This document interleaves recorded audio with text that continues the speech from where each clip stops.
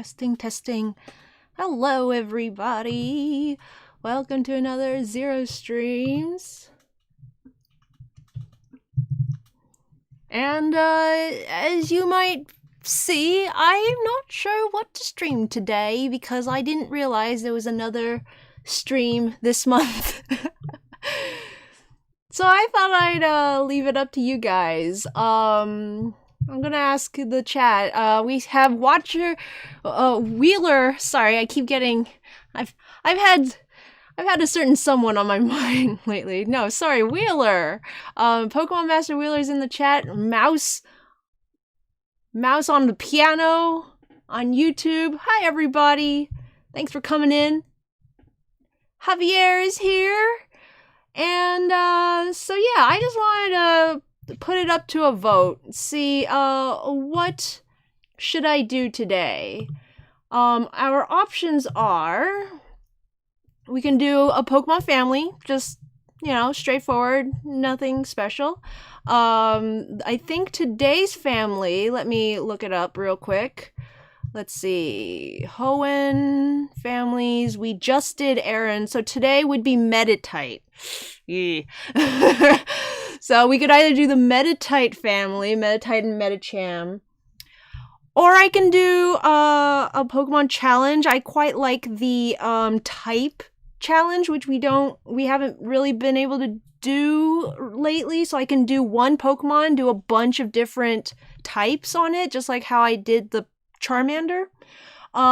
We can also do another species compilation. If you don't know what that is, I've done a drawing before where I've put all of the cat Pokemon together. Every Pokemon that could be considered a cat. I've done all the rats, all the dogs. I've also done seals and owls, even though there aren't a whole bunch of them, because when I first started this little side thingy, it was because Litten was just announced as the starter for Kalos, and I was like, a cat? We have so many cats, and I wanted to draw all the cats, and it just was more fun to do the other two starters as well. So that's another option. I can plug in my Switch and we can play a game. That's an option.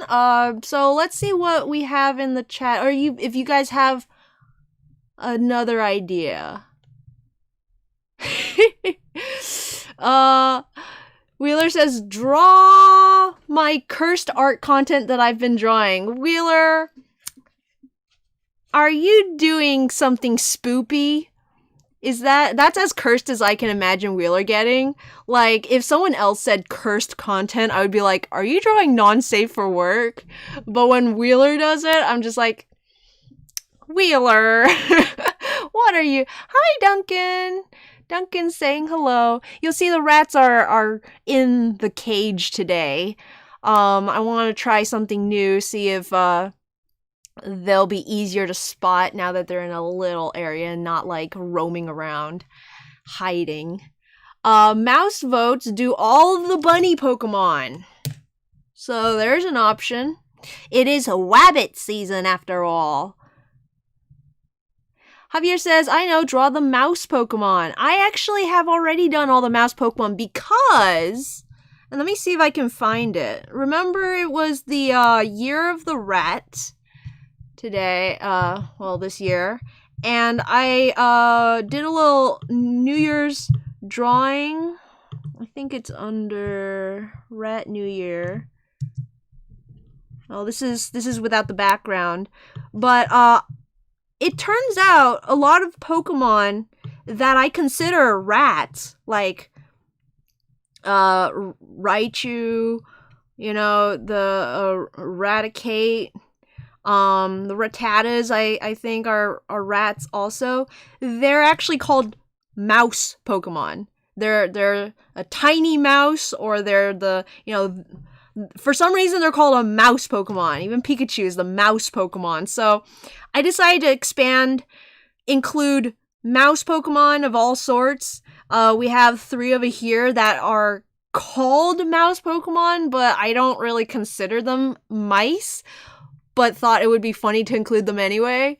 So yeah, I've done mice and rats in this one. Ducks. Depending on your perspective, it's just really cute. Then how is it cursed? Now, I do cursed content for sure. We can see if we have time at the end to do something cursed. Javier says, no, ducks! Do all the duck Pokemon? Duck season. Fire!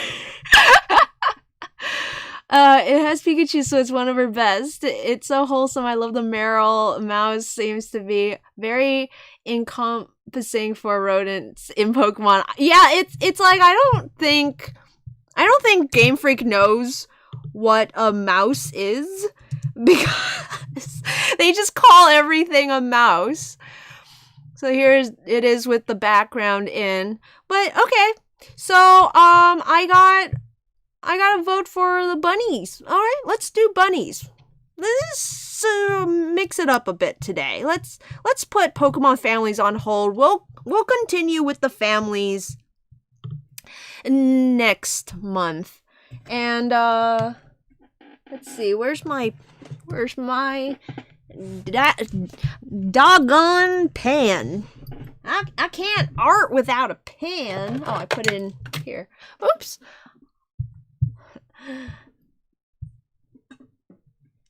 Well, Wheeler, I shall wait with bated breath.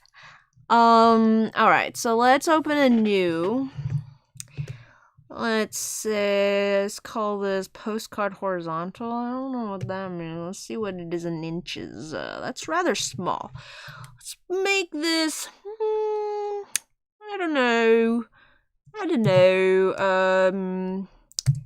10 by 8.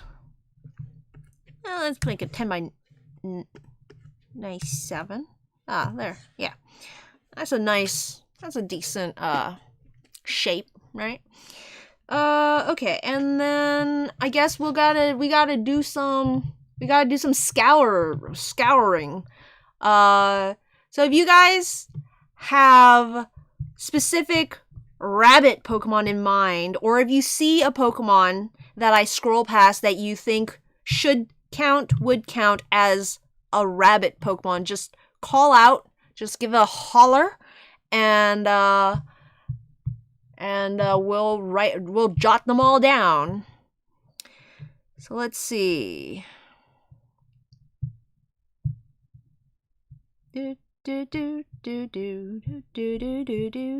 Alright, so give me your votes, guys. The Nidoran family. Are they rabbits or nah? Javier votes rabbits. I think if Kadu was here, Kadu would vote rabbit as well. And Mouse also thinks Nidorans are rabbits. Okay, so let's put down Nidoran.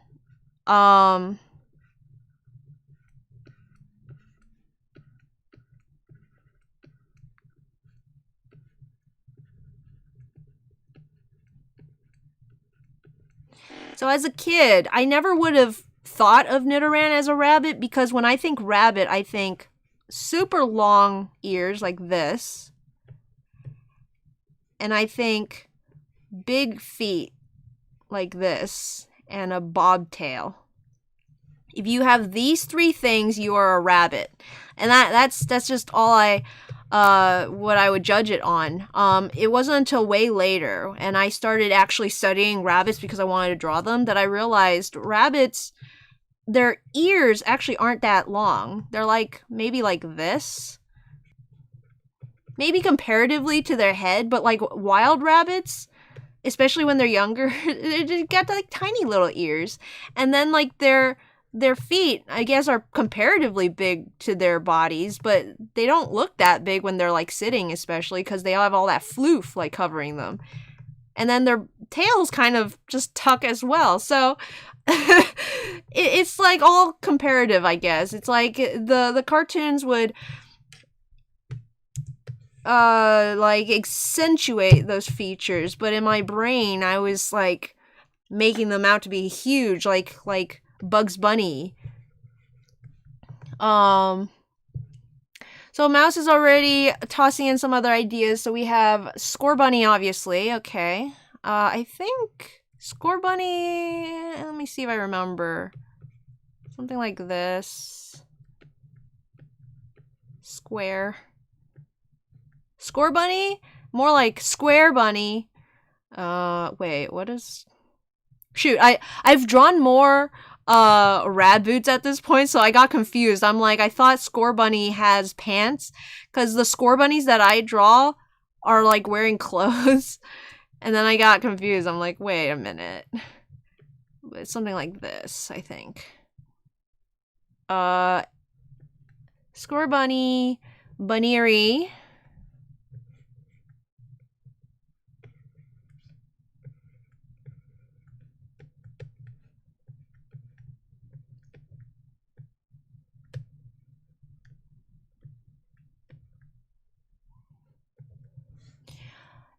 Bunnelby. Okay. So guys, should I include the evolutions as well? Because if there's too many, I don't include them. Like the cats, there's no way I can include all of the evolutions as well. Even though they definitely count, you know, but I could hardly even fit all of the kittens in.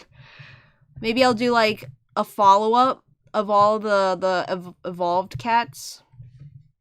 Okay, so we got a good selection already. Let's go back and keep perusing.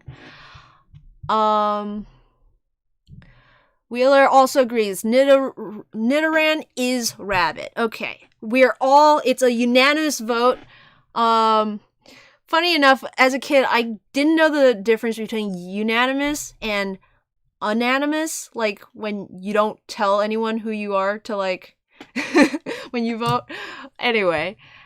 Is that how you say it? Now, after I've said unanimous, I don't really... Inanimate... Like, it doesn't sound like a word anymore. Anyway, Mouse says wabbit features are often accentuated in pop culture because humans find the proportions of rabbit fascinating. Yeah, it's just funny because they're so much like smaller than they are when they're accentuated that as a kid when I saw it I was like, I wouldn't even call that long. It's like they are long, yes. But they're so much shorter than I thought they should be that I'm like, oh, they're so short. Certainly like pet rabbits, like Mouse, your rabbits have really long ears. So it was just when I saw like a wild rabbit for the first time, I'm like, wait a minute, that thing? Javier brings up Wigglytuff. That's true. Now, Wigglytuff is interesting because it is the fully evolved form, but I wouldn't say Igglybuff or Jigglypuff are rabbits. So in this case, it is a only one member of the family. I guess it's also a question with the Nidorans. Do you consider the evolved forms to still be rabbits, or have they like evolved out of the rabbit stage?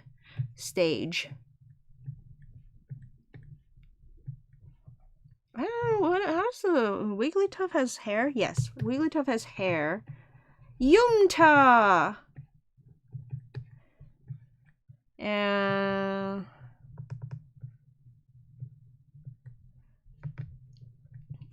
like this. I think. Wigglytuff. Yumta! The English lopped domestic rabbit have incredibly long ears. The whole Nidoran family feels rabbity to me. Okay. See, like, Nidoran I can, like, especially Nidoran female. Nidoran male also a little bit. As soon as they evolve into Nidorina and Nidorino, Nidorino is like rhino. Like, I don't know. They feel so hard and rocky in their skin and so stout that it doesn't give me the same feel of a rabbit to me. Nidorina, I can still see a bit of that rabbit still in it. Nidoqueen and Nidoking have become complete kaijus at that point. But I can see someone taking that and still pushing the rabbit features, especially the big ears. That would be great to see. But like the kind of big ears they have are almost like bat-like also, you know? They're almost like dragons at that point. Dragons that don't have wings. That's another one I could do. Bat Pokemon at some point. I should do all the bat Pokemon. Now Diglett dig tunnels, but they're more like moles. Than actually, let me look at Diglett. I think they have like the name. Oh yeah, okay, it's just the mole. For some reason, I don't know why I put them with like my pig Pokemon compilation at one point, because I didn't do an official pig one, but I did like a joke pig compilation where I had Tepig, but then I also had I had Tepig and Spoink, obviously, but then I also had Mankey in there because its description is pig monkey. So I just like took the pig side. I know it's like pig is a description of the kind of monkey, so yes, it's a monkey, but I'm just like, it says pig, let's put it in. Well, I don't remember why I put Diglett. Maybe just because of the nose.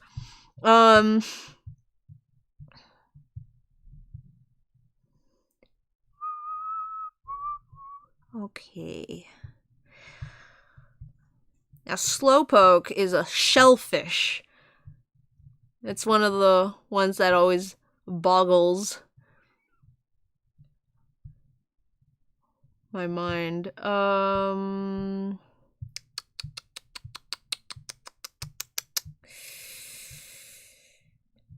I'd say Chansey's some kind of chicken. I want to see someone make Chansey into a big fleshy chicken. Or an axolotl, maybe like a really fat axolotl, because it has those tentacles. Now, is Elekid a rabbit? What do you guys think? Elekid, yay or nay? Let's see. It's fun to analyze what each rabbit Pokemon takes from rabbit pop culture. Buneary is the cute baby bunny. Bunnelby represents the burrow digging of the European rabbit. And Scorbunny has the rabbit's speed and kicking ability. That's true. Yeah. Yeah, Buneary's like the show rabbit. And Bunnelby's the wild hare. You know, Bunnelby is one that I would almost be like, is it a rabbit or is it a hare? And I think in this instance, I'm gonna go the same as I went with the rodents, in that it's close enough. The rat, is it a rat or is it a mouse? Yes, in real life they're different to each other, like super different in terms of their species, but we're just gonna include them both. So I was really happy to see Bunnelby as a hare Pokemon. As someone who was raised on Redwall, I was always more I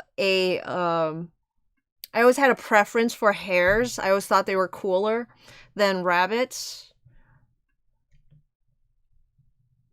Yes, mouse, but like the Pokemon have weird names that aren't like Rattata has rat in its name, but it's a mouse, like according to the Pokedex.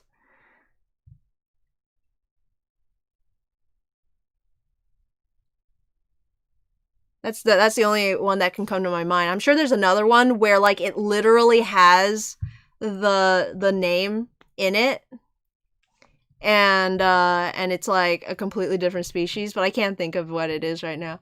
Do you who else could be an axolotl? Who else could be an axolotl, Javier? Except for obviously Mudkip. That one's obvious. Oh, let me see.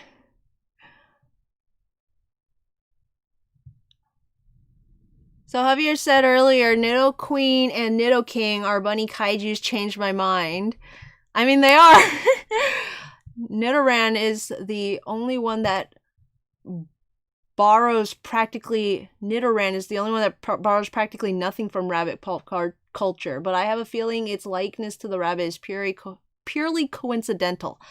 It's odd to me just how rare it is to see a rabbit in Pokemon, because rabbits are some of the most popular animals ever in pop culture.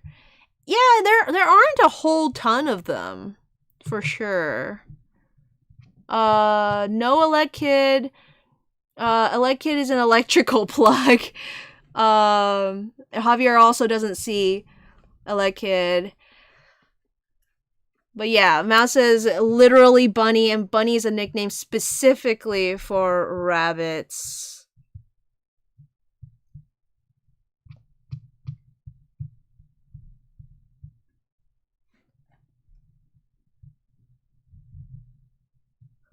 What do you guys think the Eevee line is? Because they have such long rabbit-like ears. They have that canine body, and they got that fox tail. They got like, some of them have the cat face and cat tails. They're just all over the place. I don't know if I would be able to do anything with the Eevee family except for just doing an Eevee compilation. Eevee is just like its own compilation. Let's see. Okay, that's it for Gen 1. Gen 2, let's scroll through a little faster. Okay, Azumarill. Azumarill definitely is going on the list. I don't even need you guys to vote because I am voting it in.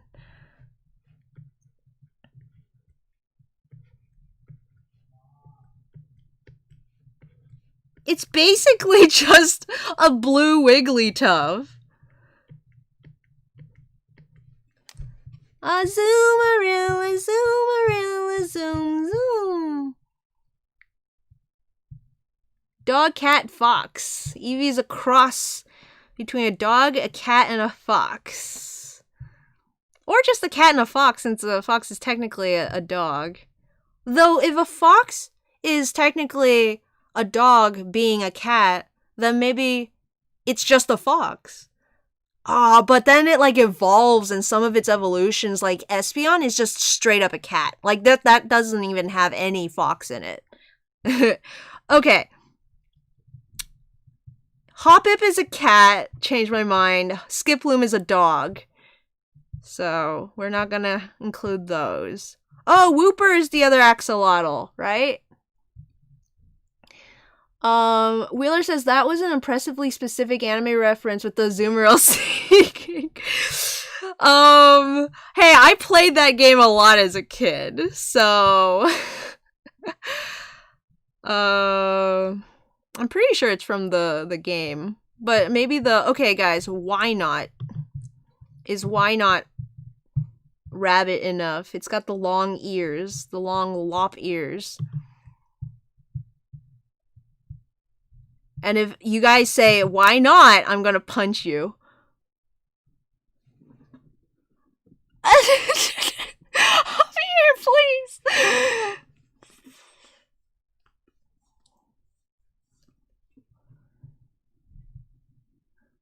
Just not in the face. Mouse is absolutely not. Okay, so I was thinking the other day, I'm like, Swinub turns into Mamoswine, right? Is Mamoswine a mammoth or is it a pig? Is it a mammoth or is it a swine? I know it's both, but like if I can't just do an elephant compilation and put Mamoswine in it, or like if I just do a pig compilation and put Mamoswine in it, like he has to go in one or the other. Why not both?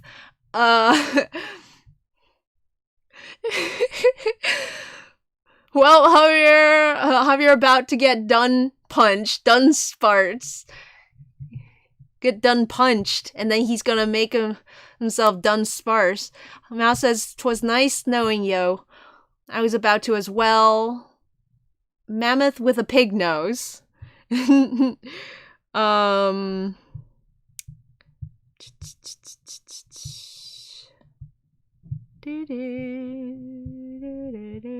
Okay, Gen 3. I don't think other than Baneri.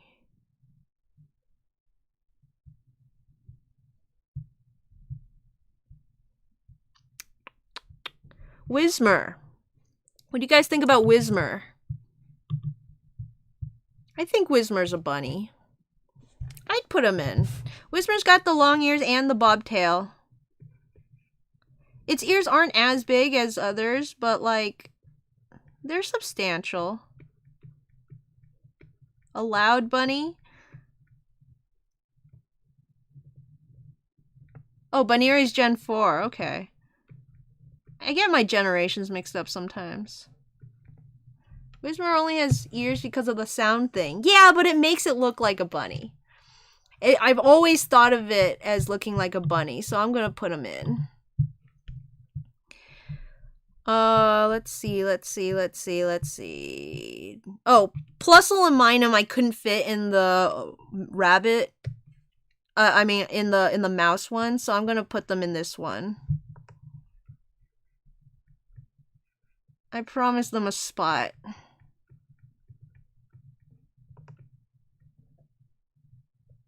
Plusle and Minum have like these strange human bodies.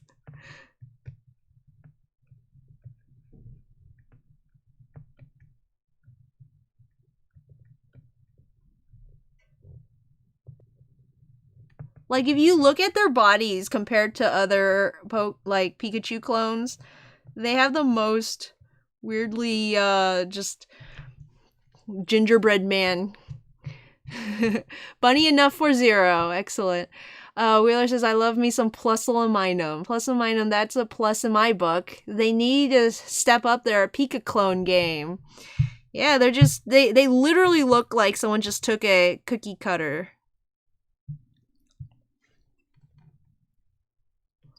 More Pekka? More Pika clones. Emolga was the last one I really loved.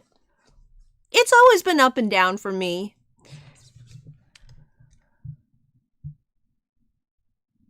Now, I know Spinda is supposed to be a red panda, but come on, if you don't see those long bunny ears. I'm not going to include it, but Spinda always gave me bunny vibes with those ears. Maybe I always drew them a little too long and flat, but whenever I see them in the game, I'm like, it's a rabbit that's painted like a panda. What about Dedenne or Pachirisu? I don't know why I don't like Pachirisu, because like squirrels used to be my favorite animal. I almost said squirrels were my favorite Pokemon. Squirrels are my absolute favorite animal. I just never liked Pachirisu. I don't know if it's because it's too cute or if it didn't have enough squirrel features on it.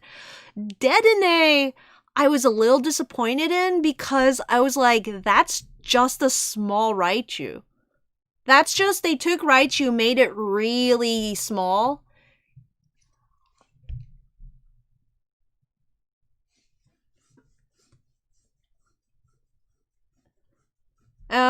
I do like Emolga though. It's not my, favorite to draw, but I like Emolga.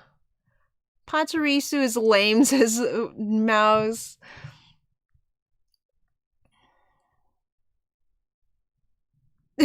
Wheeler says, you're lame. Noodle Doodle is here. Saw the latest episode of JVN, so this is the end game, isn't it? We are definitely getting close to endgame, y'all. We are at the cusp. We have just taken our first step in. From this point on, I will still be following, somewhat of the game's itinerary because that's where all the beats are. Obviously I'm gonna fight Cheren. I'm gonna go to fight the Elite Four, and then fight and then Ghetsis. Like, those points will not change, but how those happen is gonna be, I think, from my perspective, drastically different. I'm gonna have like more than the past of the comic. I'm gonna have to start really getting my hands in there and ripping stuff apart and putting it back together. It's quite scary, but I look forward to it. I hope it comes out right. I hope I can get it all out properly, and I hope you guys enjoy it when we get there. But yeah, I hope you liked the last episode. Noodle doodle. Javier says, Pazza to run freaking worlds. Wheeler says 0. We getting close to the end game. Me. All my comics are pre-first gen. Wheeler! All of them? See, I haven't read all of your comics. No, like, you finished one. What about the... You did what's the nostalgia lock? Javier says, Baniri. Yeah, we just passed by Baniri. I already put him down. No rights for Baniri. But yeah, you guys, Jetsback Nuzlocke episode 8 has just posted. You can read it on DeviantArt and the Nuzlocke forums. Unfortunately, I haven't updated my website yet for it, so if that's where you typically go to read my comic, since it's easier to remember, it's just justblacknuzlocke.com.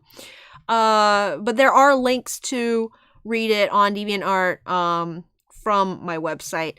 But yeah, I just posted it today. I know it's not the 1st of September, but the way that DeviantArt is working right now, I can't post anything if I'm not at work for some reason. I can't, like, use DeviantArt at home.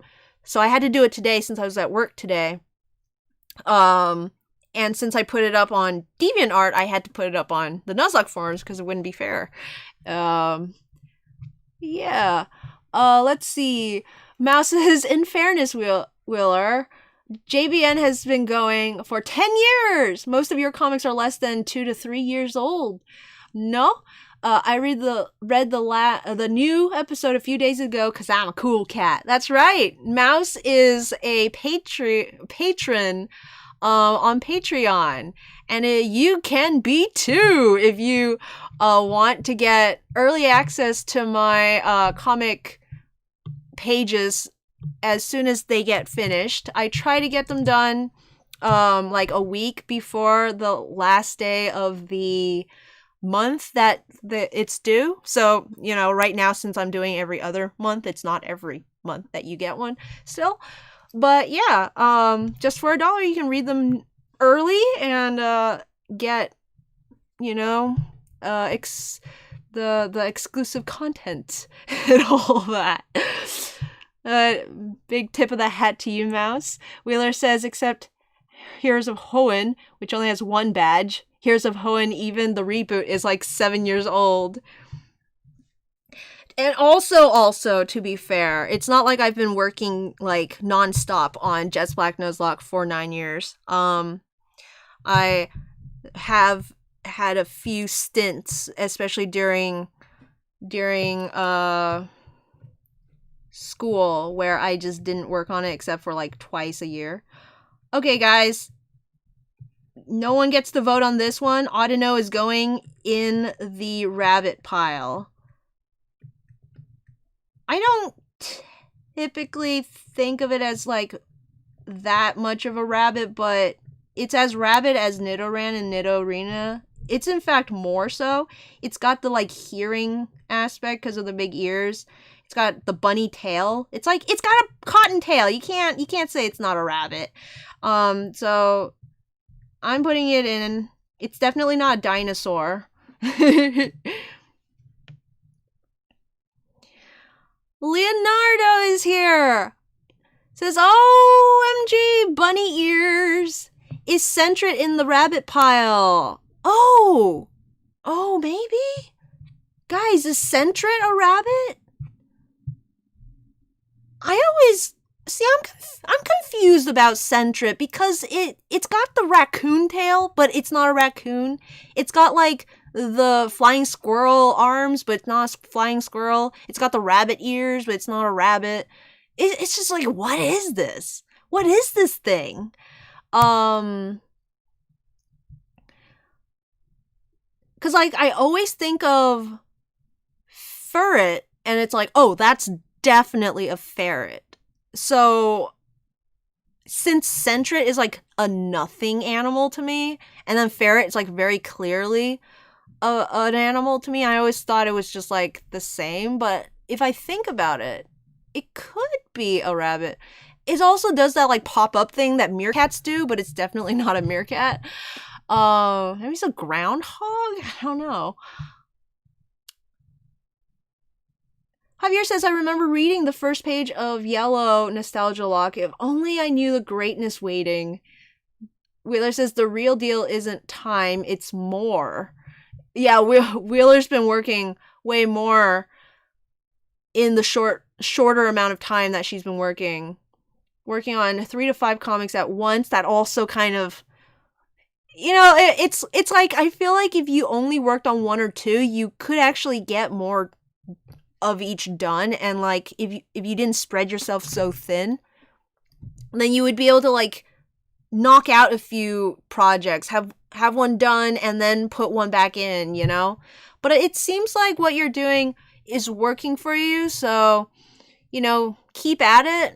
It's just, that would definitely make me go insane, and I would definitely burn out way before I can get anywhere. The funny thing is, though, it seems like you keep coming up with new projects. Like, Across the Divide is a new one, right? Like, that one is pretty recent, I assume. Is Noodle Doodle says, isn't Audino a bear thingy?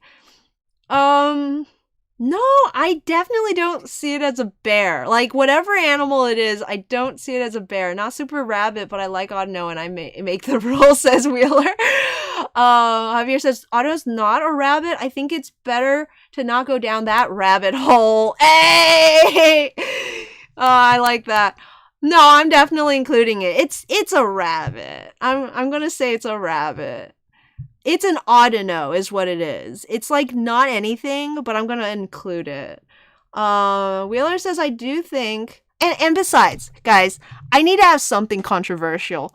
I remember in the cat one, when I posted it, everyone was commenting, Mew's not a cat! Why is Mew here? And then, like, I think the dog one, they're like, Slurpuff? Is it Slurpuff? No, Slurix? Whatever the pre-evolved form is. I'm like, guys, I was following some rules back then. I was making it so that it was only unevolved Pokemon, and it evolves into a dog, so give me a break. I think Sentret is a weird mix of Tanuki, Flying Squirrel, and Rabbit. Wheeler says, I do think what confuses most people with Pokemon is I think most of them are multiple animals mashed into one.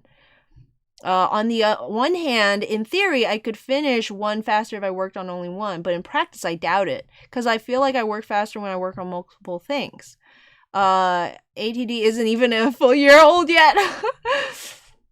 Audino is a rabbit and is a tank best match. Imagine thinking Mew isn't a cat, says Wheeler. Noodle Doodle says Mew is a cat fetus. Yep. Also Swirlix. Imagine the OG Mew sprite. Please. Don't bring the curse upon us. Wheeler, you need to have Eve meet the OG Mew sprite. She goes into some other dimension where everyone looks like is the proportion of the sprites, and then she like meets the Mew from that universe, and he's just like, hey there, how you doing?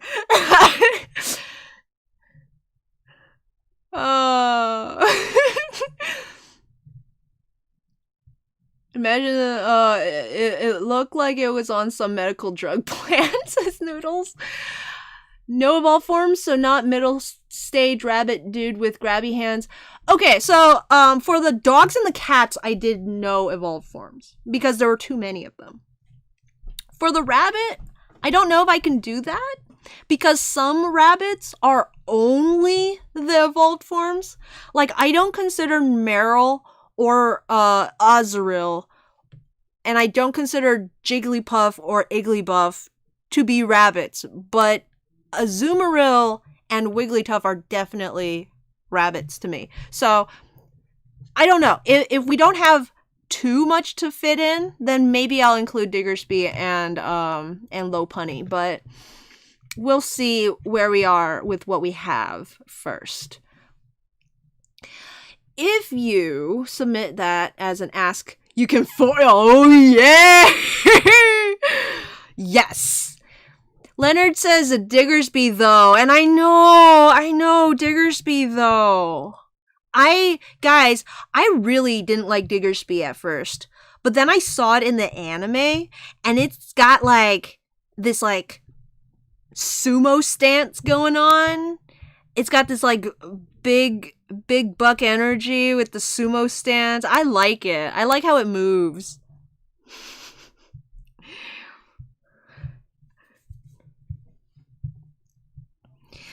I don't think Gen 5 has any bunnies outside of I don't know. Okay. I don't know what animal Chespin and Quilladin are. Quilladin kind of has the ears, but I don't think so. There's Bunnelby and Diggersby. We already have them. Esper I put on the cat one. Aromatisse. Slurpuff is a dog. Guys, I don't think Gen 6 has any either outside of Bunnelby.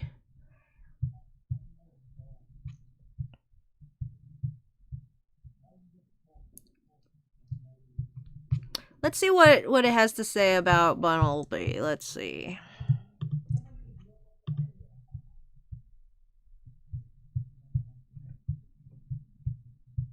Because I'm curious. Straight up based on the rabbit. All right. I stand corrected, but you gotta give me some slack. I've always liked the hair, and I've been starved of hair content, and it just came across as oh, it's the first European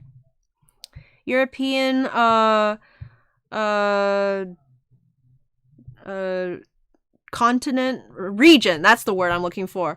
First European region, and we get a hair. It seemed like it was fate.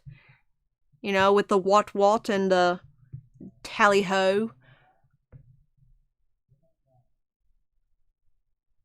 Leonardo is like, I remember everyone hating it, and I'm like, but he rabbit, he cute. Wheeler says the anime makes a lot of Pokemon better. Javier says, and even some characters. Let's see. Javier says, let's be honest, nobody would care for Citron Clemont if not for the anime. Noodle says, Pikachu! Javier says, I know I wouldn't. Wheeler says, yeah, Clement is completely unnoteworthy in the games. Same for, what's that guy? Cyan? Cyan from the Gen 5, like, apparently they decided to make him the new Brock, and I was like, what? Him? From the game? Like, what? What makes him so special out of the trio? Like, why? Cilantro. Oh, is that what his name's supposed to be from?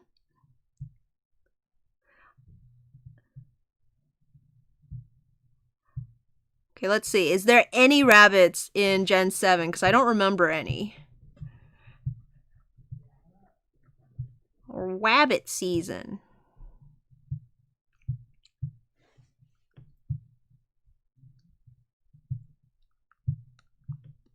I'm not including the Ultra Beast.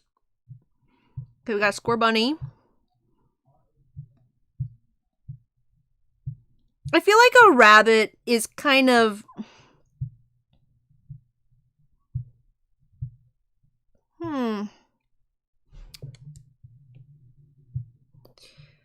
It's kind of, you put one in a region and then they, like, wipe their hands. They're like, okay, we got our rabbit. Okay, guys. I think that's the list.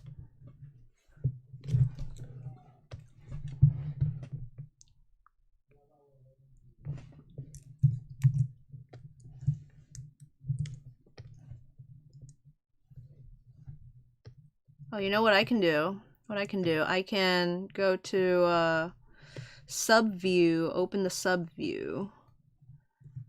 I could take a screenshot of this and then open the screenshot in the sub view.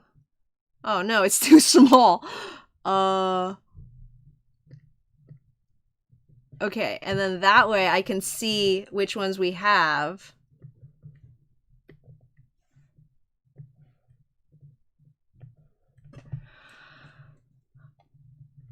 Wabbit season, duck season. Apparently they just liked his green hair and his non-colored in eyes. No, my screen! Because his personality is nothing like in the game. He has a personality in the game? Huh? Javier says duck season. Javier says Indeedee. Okay, I wasn't sure about Indeedee. Do you guys think Indeedee... I know Indeedee's technically, like, the Audino of that generation.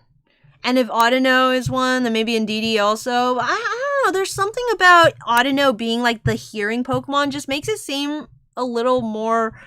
like it's supposed to be a rabbit. It's got the big ears and like the bunny tail.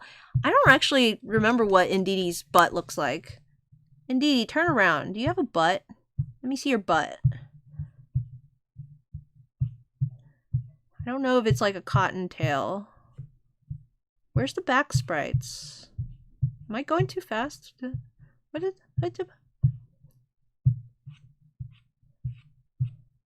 Maybe I just don't really like Indeedee though, so maybe that's it. Okay, they don't have back sprites for them. That's weird. They kind of, I don't know. They look little imps. Like they look, and the patterns of their face looks like little. I don't know. Like the ears don't even look like ears. They look like horns to me. It's a ram, yeah. It looks like a ram horns. What's a Pikachu? Oh, you're just saying Pikachu, weird. Chunkachu, Kirby inhaled jet. Oh no! Not much, but he's kind of timid in game, and he's very loud and boisterous in the anime. Oh, really? I have not seen any of the Best Wishes, so I don't know what any of the characters are like. Oh, Javier put in the ask. Oh boy, yes. You're welcome, Unova. Okay.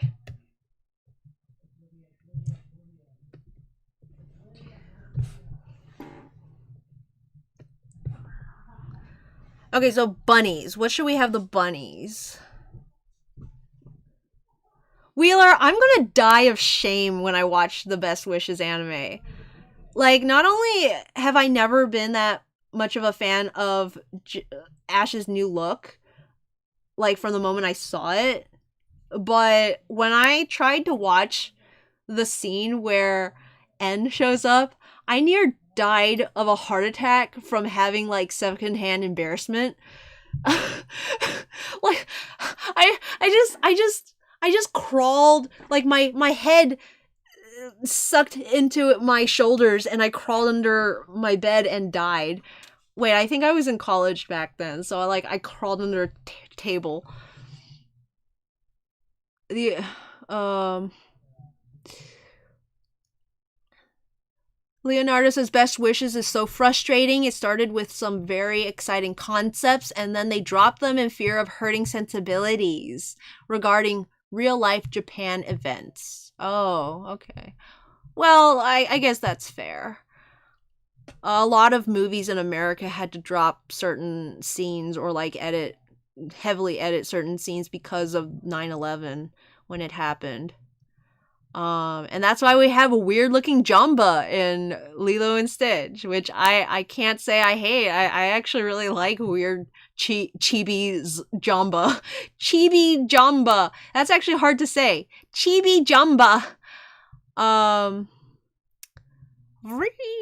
Okay. So, spoilers, but you don't get to see N much in Best Wishes. I mean, I assumed. Yes.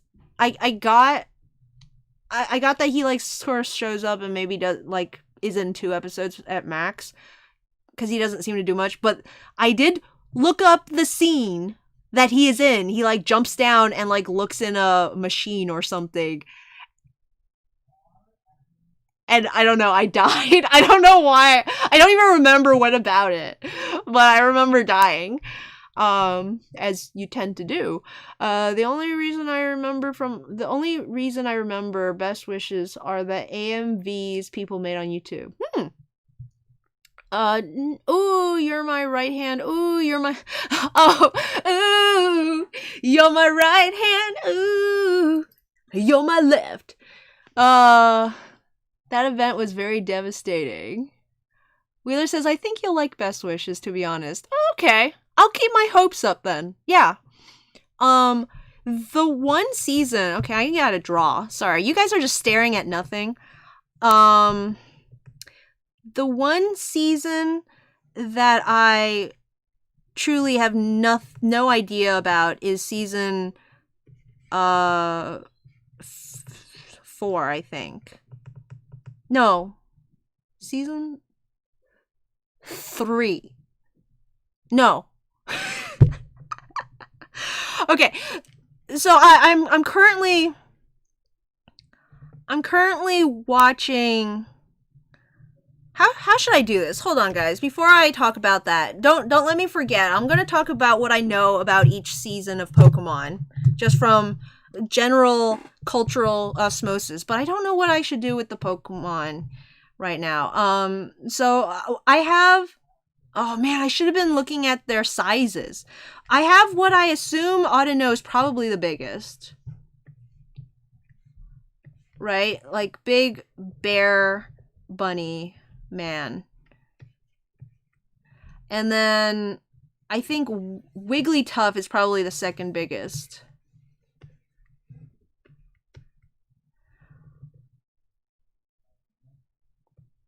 And Azumarill. I think Azumarill and Wigglytuff are probably the same size. Okay. So I got 3 really big boys.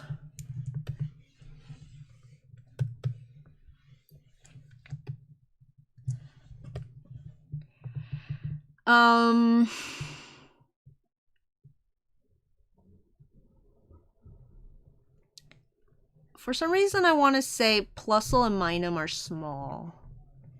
Small boys. Maybe even smaller than that.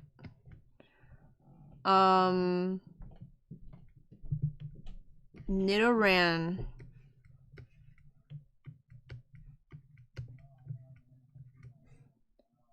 And Buneary, probably the same size. Imagine if Buneary sucked both of its ears in. That would look really silly. I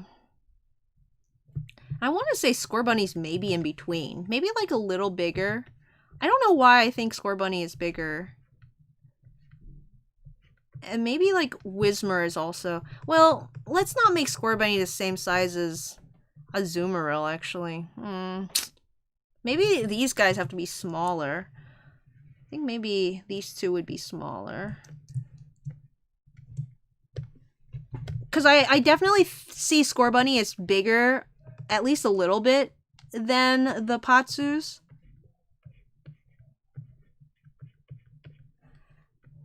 I always forget about the ears. The ears make them so much bigger. Okay, and then Whismur, I think, is like pretty substantial. I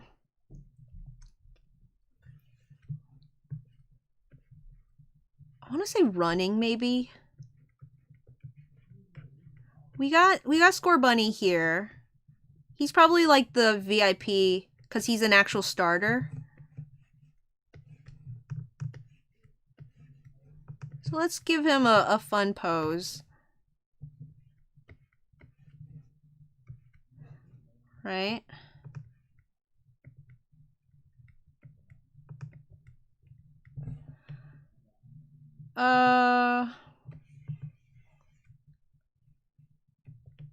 Maybe Whismur's like, eh. Like, don't bully me. Whismur is a spider. Change my mind.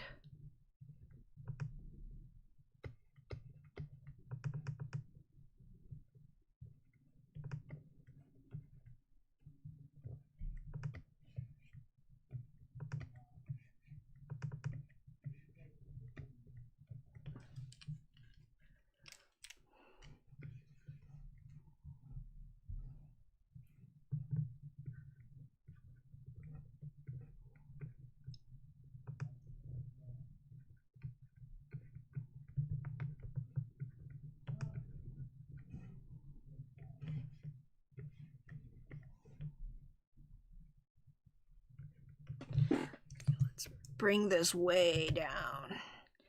Way down, Hades Town. Whismur, you're not even on the ground, are you?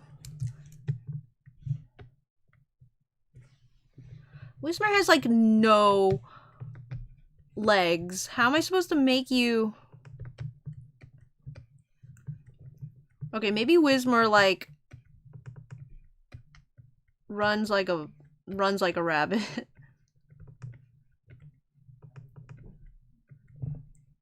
No, it doesn't even look like it's running. It's too round. If I okay. Well, Whismur is probably just crying in a corner somewhere then. Scorbunny is chasing the other pot oh shoot, what are they called? Plesilaminum.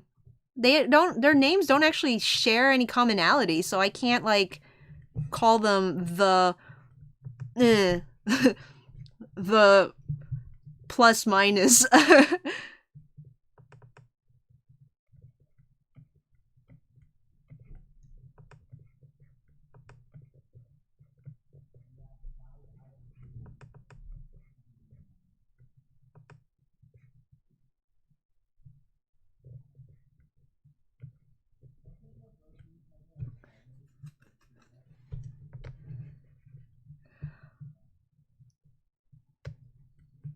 No, you know, I maybe not. Maybe not. Hold on. Let's say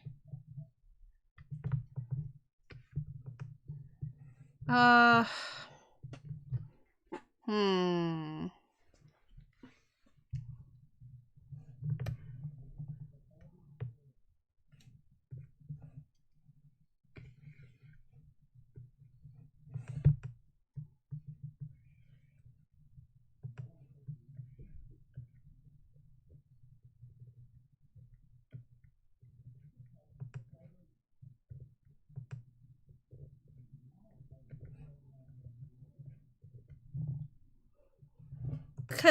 Cause see, my problem right now is I'm not really good at drawing running, and this guy already has the left foot forward, right foot back, and then this guy has the right foot forward, left foot back. So if I put another guy here, which foot do I put forward? Because then he's gonna match either of these two.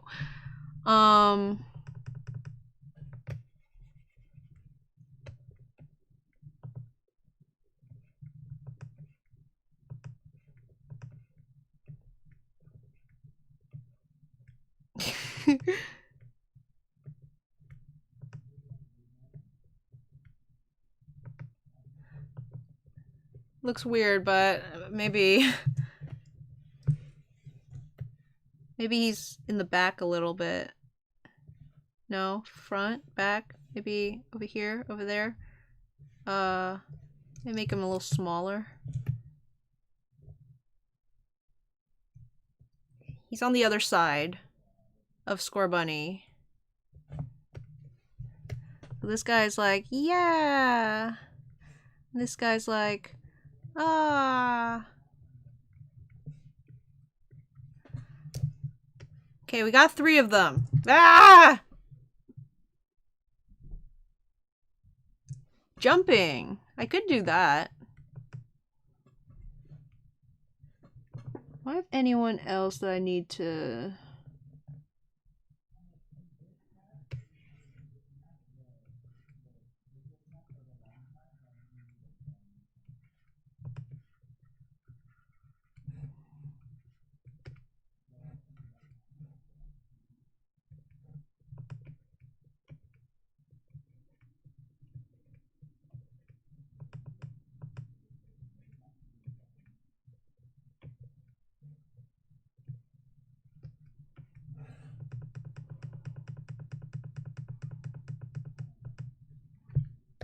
You know, maybe I'm being too complicated.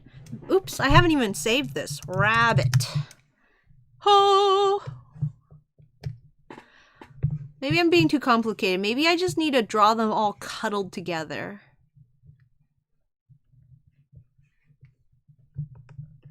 Let's start with the bigger ones in the back. Right?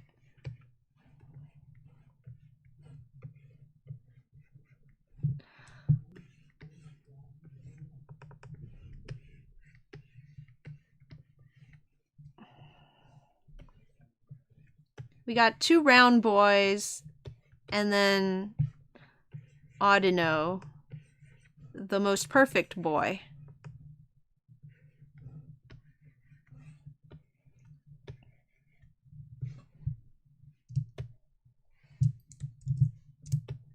It's getting a little big.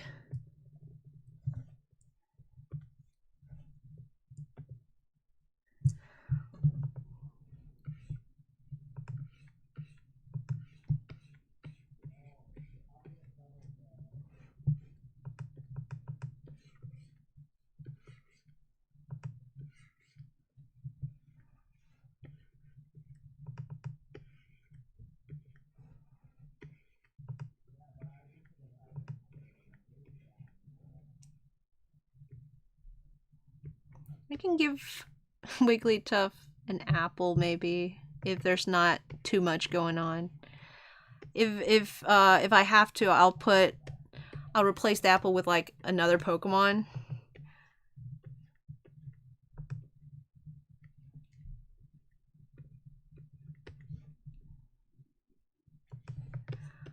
Okay, this isn't working. It's too crowded.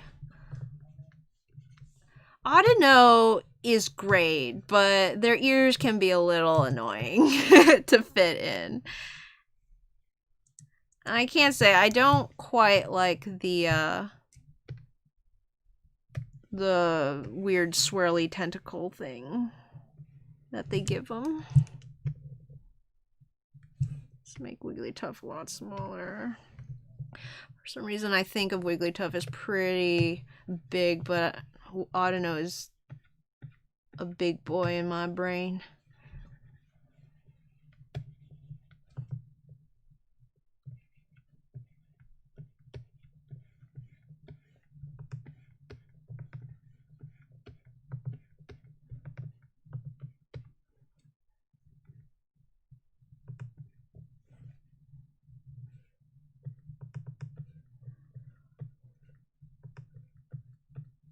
Now, Azumaril's ears are supposedly, they can like roll up, like a fruit roll up, and then keep water out. Which seems like a simple enough concept to pull off, but the last time I tried to draw Azumarill, it was actually pretty difficult to try and make it. I don't know why. It just doesn't look right when it's rolled up.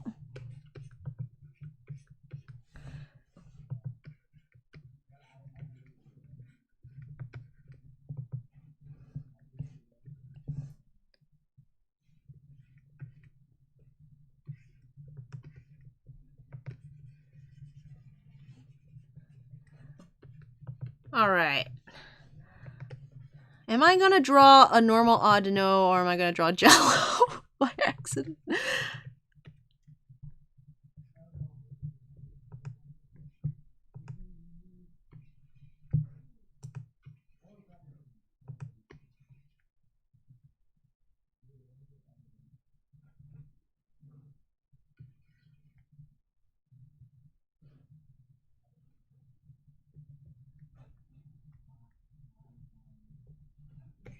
Okay, it's time to start stacking.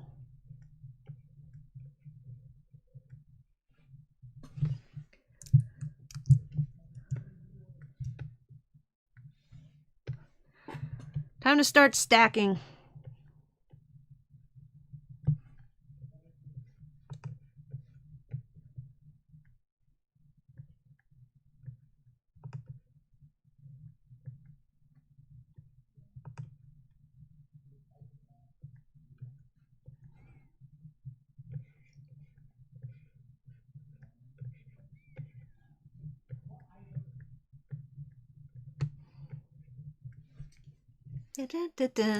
Okay.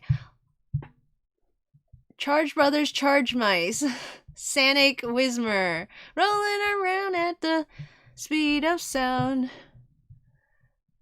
Not a good idea to mess with Whismer, especially when you have huge ears. The starter of the show. I don't know. Don't ever talk to me or my sons ever again. Let's see. Let me see. Chibi Jumba is gonna be my new internet name, says Leonardo. Wheeler says, okay, I read that one. What frustrates me the most is these amazing black and white 2 anime trailers.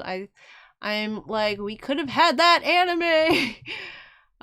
Season 3 or Generation 3. Wigglytuff is 1 meter tall. She's enormous.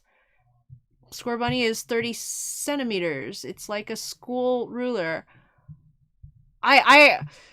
To be completely fair, you guys, I have not looked up the size for any of these. I probably should have. Can no one run on all fours? How can Audino be most perfect boy when Pikachu exists? Well, Pikachu can be your most perfect, just most perfect. Jello! That's the conundrum. OG Audino or Jello? It's hard to choose between 2 perfections. What if you made a Discord server about Just Black Nuzlocke? I actually had one at one point, but it was hard to run a server. I'm not much of a administrative type, so I closed it. It wasn't that active anyway, and I just it just kept like distracting me from actually working on the comic. So yeah.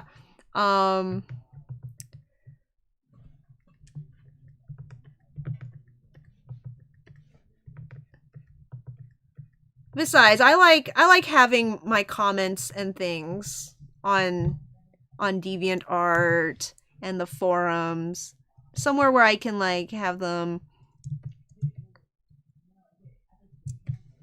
public and everyone can see them, you know, because I get some really good comments from you guys.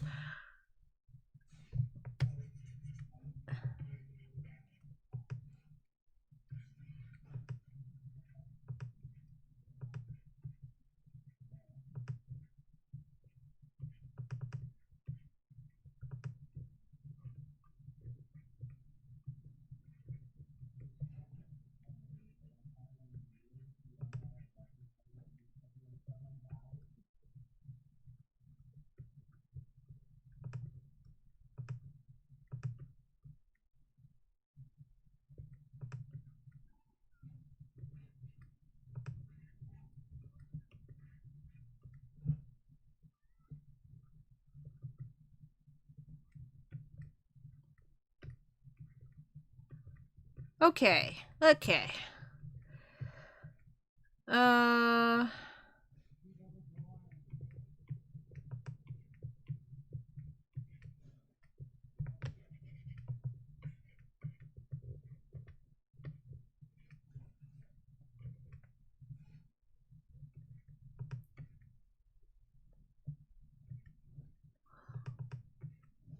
trying to think of the size of these guys. I also feel like Autono's head is a little small compared to its face.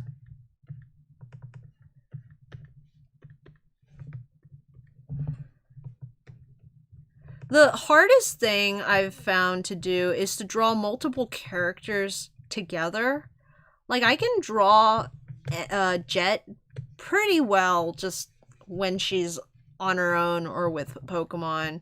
But when I have to draw her next to Bianca, then I start having troubles. When I start having to draw her next to Cheren, I start having troubles because they're just not...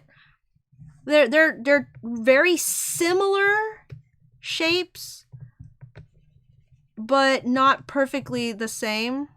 And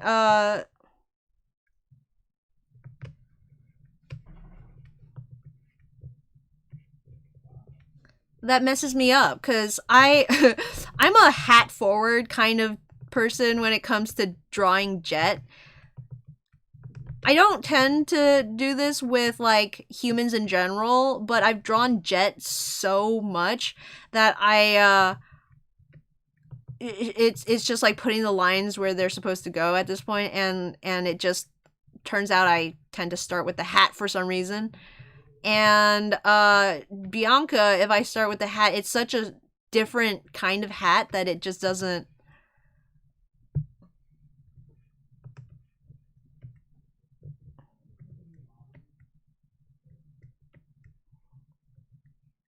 One of them always ends up way bigger than the other, is what I'm trying to say.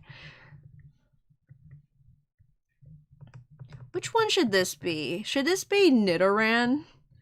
Let's put one of the Nidorans up here.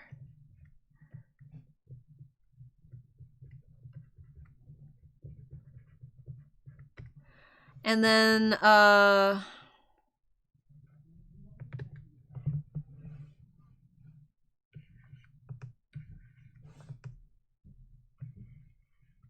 maybe put the other Nidoran down here. And he can be like crying because he's not being held.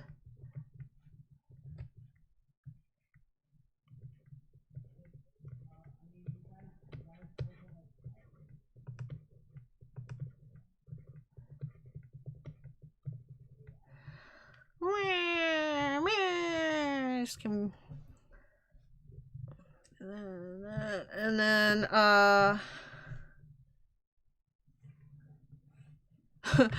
okay. Nidoran's here crying. Whismur is right here going, I can't with these babies crying.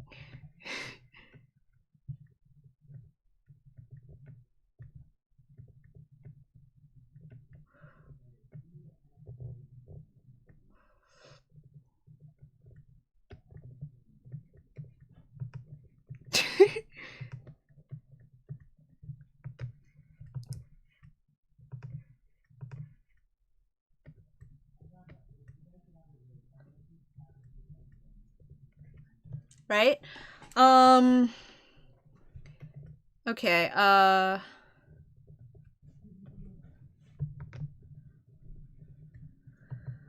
always looking for places where things are almost tangenting. Even if they don't tangent, I don't want them to get close because it feels uncomfortable to me. So I'd rather make something a little bigger or a little smaller so that it overlaps a bit.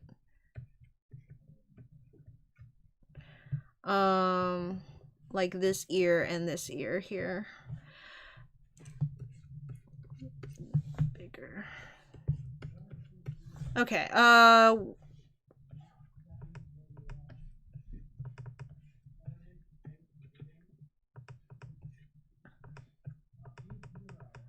maybe I'll put a Azumarill in the back here.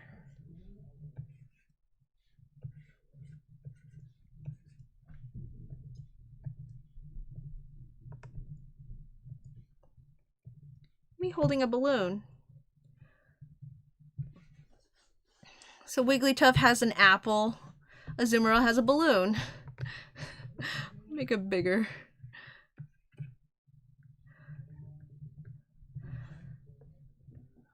Hooray for references. I should give Wismer maracas. Oof. Okay. Sorry, guys. I keep getting distracted by drawing and not reading the chat. Mouse is like, oh no, not again. Never again. It wasn't that bad, I don't think. Was it? Tails says, hello, I have gotten food and Chibi's meds. Never again, what happened? It's nothing. It's no big deal. Noodle says, what if July ate glow sticks and glitter bombs? Please. Javier says, okay. Also, hi Tails. Oh, yeah, hi Tails. How you doing? I hope, you gave her meds, easily.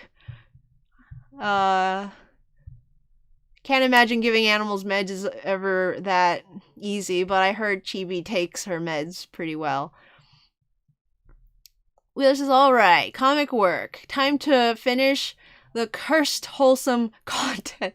Wheeler, this is like me at Game Freak when they call everything a mouse. I'm like, Wheeler, do you know what cursed means? Are you sure that's the right descriptive? Leonardo says, I imagine I'm drawing a single human next to a Pokemon. The size wouldn't matter that much. Imagine in drawing a... Oh, you didn't mean in. Okay. Imagine in drawing a single human next to a Pokemon. Yeah, the size doesn't matter. As long as you're, like, relatively... Because people, like, you know, they slouch, Pokemon, they do this and that.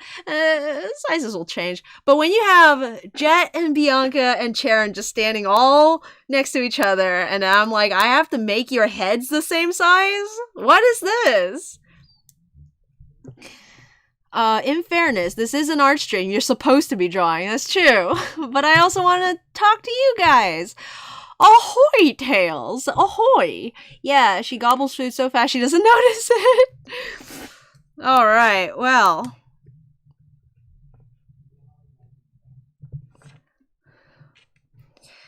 I made the Wigglytuff cursed just for you, Wheeler. Just for you.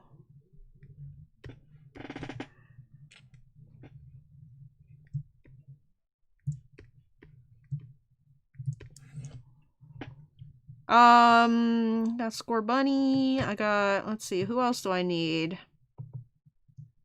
I'm so sad I can't, like, draw in the sub view. Because I think, on Photoshop on Windows computers, you can pull up the document that you're working on in a separate window, and then you can actually, like, draw into it. That wouldn't help me in this regard, but... makes me think that that function should be available. Okay, this ear is distressingly close to the Audinose ear.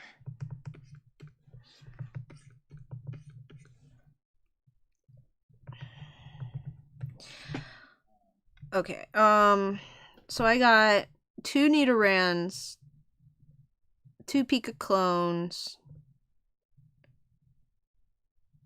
Baneri and Bunnelby. Okay, where do I put them?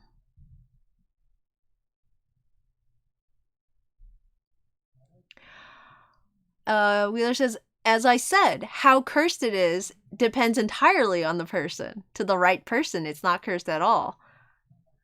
Am I the right person, Wheeler? Are you the only one who will think it's cursed? But also my sister has already disowned me for drawing it. Tail says, everyone, Chibi looks so cute and dainty. Chibi eating hork, hork, hork, hork. Num, num, num. Oh, Chibi is a delight. Wheeler says, back me up, Tails. To the right person, what I'm drawing is very cursed, right? Like, not to you or me, but to the right person. Tails says, I know you're talking about tangent lines, but when you're like, those ears are too close, I think of it like an old lady being like, those young'uns are standing too close, and they might fall. Okay, wait, Tails, you're just adding Lou at this point. filthy sinner, says Javier. Wheeler says, I have no clue if you're the right person. And Tails is backing Wheeler up, saying Wheeler is right. These ears on Audino are not nearly big enough.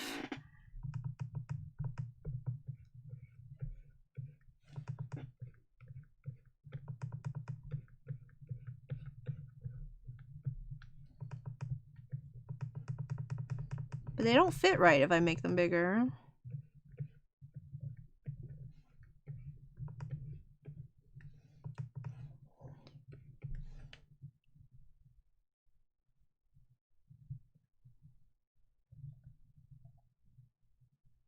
I think I need to make this image smaller. I'm always trying to fit everything as compact as possible, but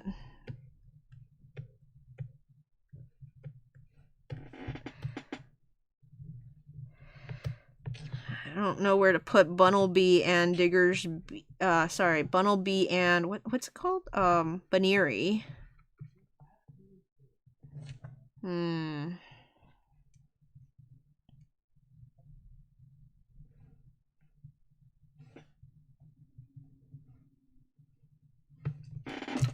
I guess what I'm trying to do is I don't want them to just be standing around. I'm trying to think of something for them to do.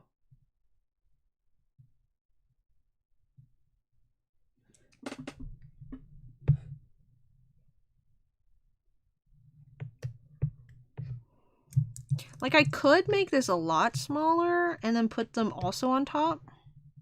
I could do that. Maybe I could then also move this guy a little bit over.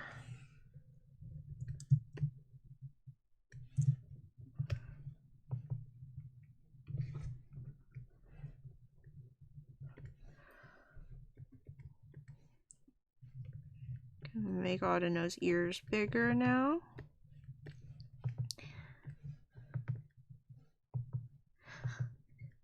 Those ears are too close together. They might flirt.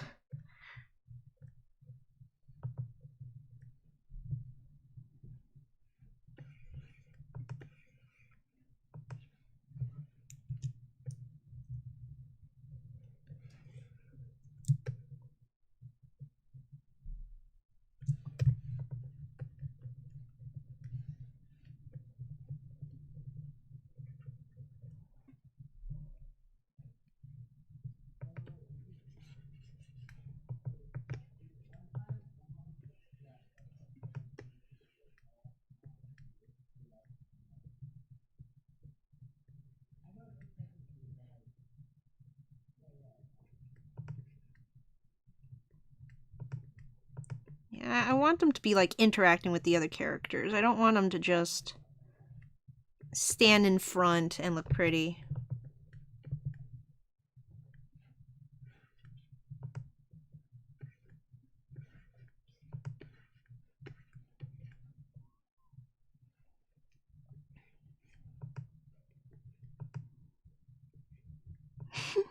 What do I do with your other ear?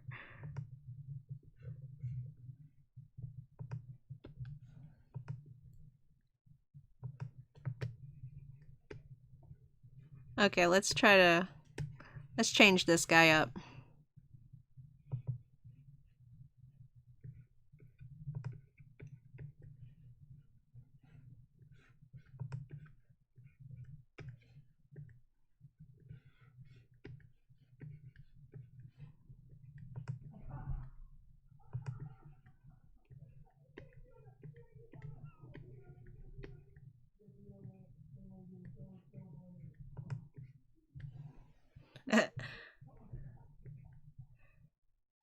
Like that. Is the Wigglytuff okay? No. No, I don't think so.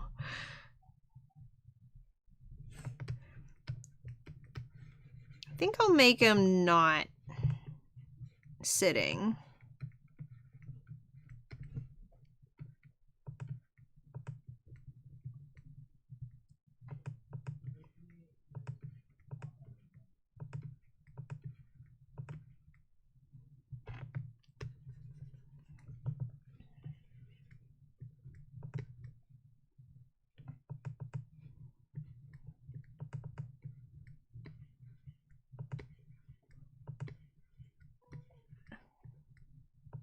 He's like, yeah.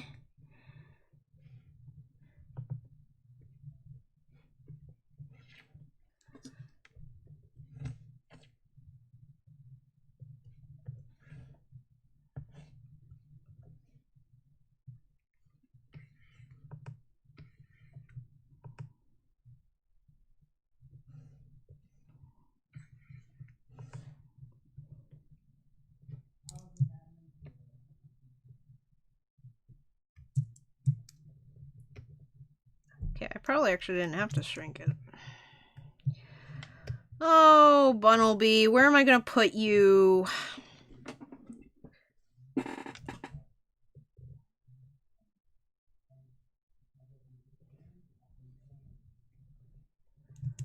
Where am I gonna put you? Bunnel, bunnel, bunnel, bunnel, bun, bun, bun, bun, bun, bun, bun.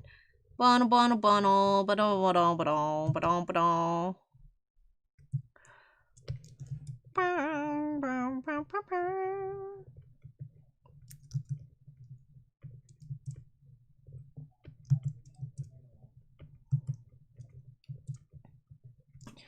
Okay, well, I might just have to put Bunnelby in the front.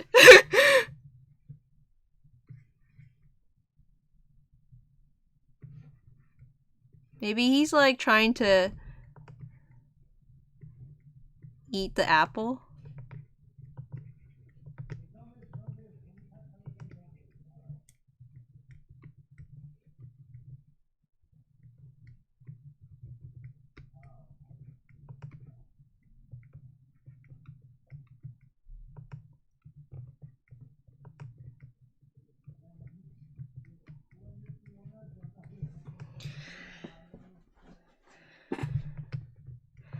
Maybe he's being dragged over because he's trying to eat the apple.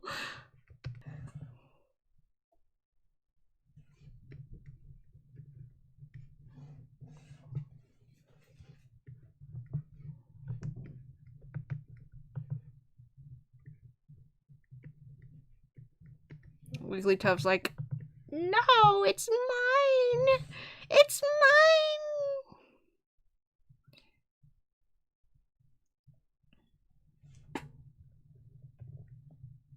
There's kind of nothing back here. Let me think. Let me think real quick. What to do? Ah, it's okay. A little bit of empty space never hurt anyone. Did I get everyone? 1, 2, 3, 4, 5, 6, 7, 8, 9, 10, 11. 1, 2, 3, 4, 5, 6, 7, 8, 9, 10, 11. Okay. That's it, boys. We've got him covered. Let's try to fix it up a bit. Now, I need to look up. There is one Pokemon I do need to look up, and that's Buneary. I don't remember what Buneary looks like.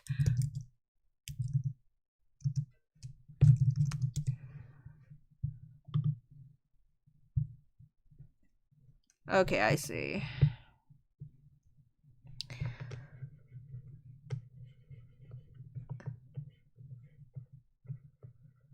It's on top of the ear. I was like, is it... Okay, because I'm confused, because this ear looks like the fluff is like on the back of the ear, and it just like folded over, but then this one has it on the very top. Also, I forgot those little dots on its face.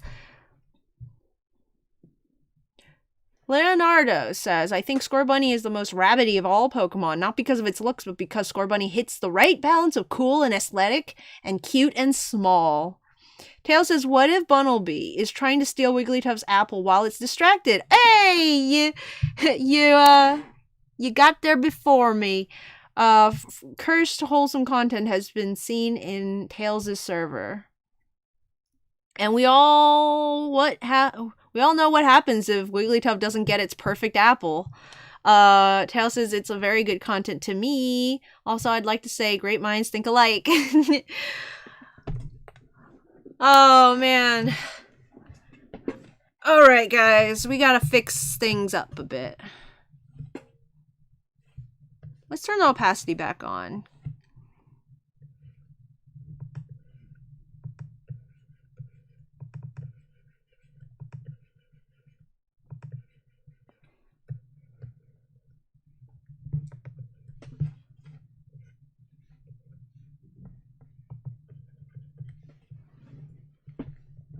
But yeah, I really appreciate tips and suggestions in the chat, even if I don't get to them until later. If I don't like what I'm doing and I like your idea better, I might tag it in. So, you know, don't be shy to just pop in suggestions now and then when I'm in the sketching stage. I may not take all of them, but they always help with the creative process. Okay, so now that I'm just fixing, I'm gonna go back a little bit in the conversation, back to when we were talking about the Pokemon anime, because I want to see what exactly I remember of each. Not remember, but what I know or what I've seen of certain seasons. So season 1 has always been the one that I think of when I think Pokemon anime. I think of Ash Ketchum getting his Pikachu in his pajamas, his mom asking him about underwear. I think of Ash traveling with Misty and Brock, Team Rocket, just like all the classic stuff that I think about Pokemon is there.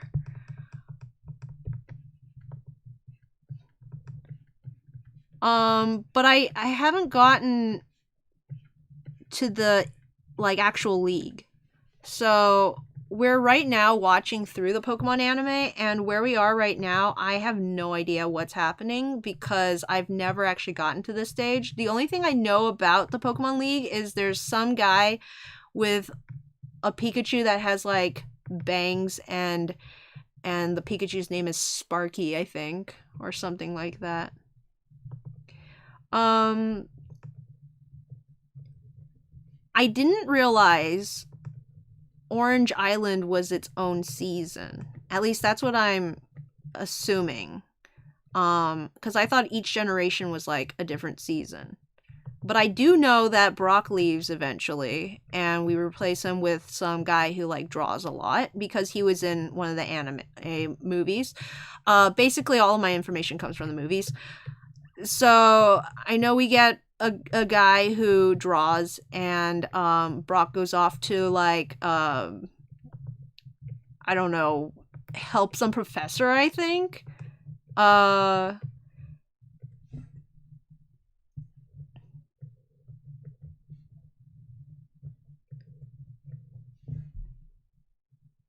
other than that, I don't know anything about that part of the anime.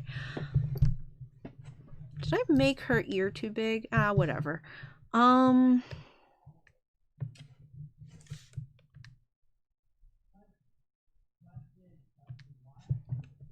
This is her foot. So this isn't her foot. Oh, that's her tail. I made that her tail. Okay, wait. Where's her tail? What? Is that her tail that's like, that she's wearing as pants? Oh, no, she does have a tail. Okay. Okay. Generation 2, I've only seen a few of, but I know that Ash gets a Chikorita that really likes him. He gets a Totodile, and I think he gets a Cyndaquil too, or maybe the Cyndaquil is someone else's, but he like gets all 3 of the starters. He the Chikorita is like really jealous of him, but then is kind of chill when it evolves, I think, because the Pikachu short where they play hide and seek, he's just like, or she's just kind of like chilling. Or maybe she's just like that when Ash isn't around. I think Jessie gets a Wobbuffet at that point. I think Brock and Misty are both still there. But Johto is, to me, I don't know much about Johto. I just know that there's a GS ball and that doesn't go anywhere. Like, I think it was supposed to have Celebi in it or something. But it was like the infamous GS ball. Because in one of the episodes that I owned, they like get into some trouble with some Quagsire that steal round objects, and they're like, oh no, it's got the GS ball! And they have to like go and rescue it. Oopsies. I drew that completely wrong. This is the ear right here.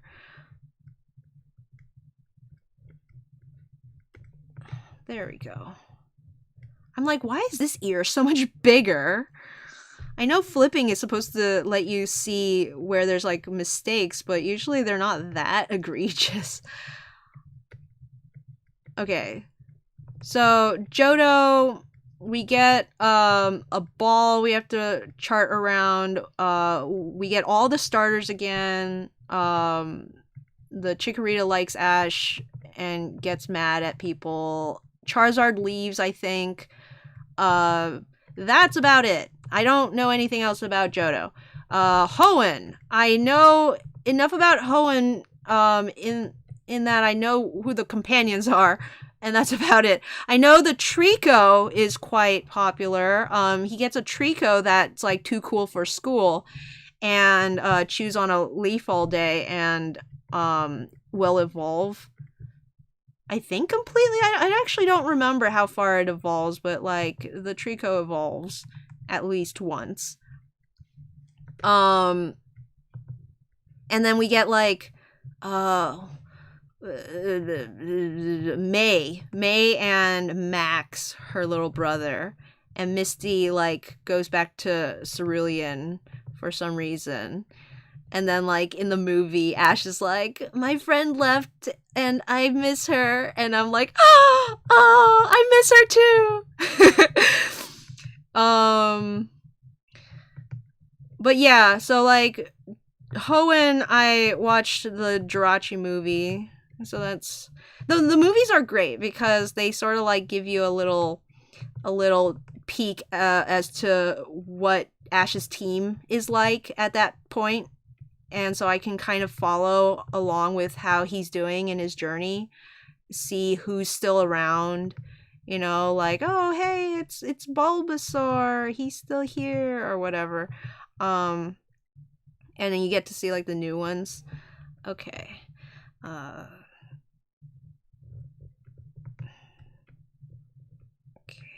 like that.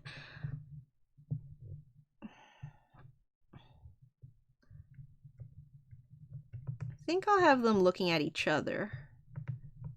I didn't really have a plan for what these two are doing, but since this guy here has a really cute face, so I don't want to change it so that he's looking at the baby, I'm just gonna have him looking at his friend. Like, hee hee hee, look how far up I am climbing on this person. Oh, I think in Hoenn, I'm gonna go out on a limb here and say there's a Loudred that keeps following everyone. I think Brock gets like a Marshtomp that's also a lecherous kind of guy who's like, oh, girls or something, because I don't know where I got that from. I think that's a thing that I heard about once. But then he also has a Lotad that's kind of stupid.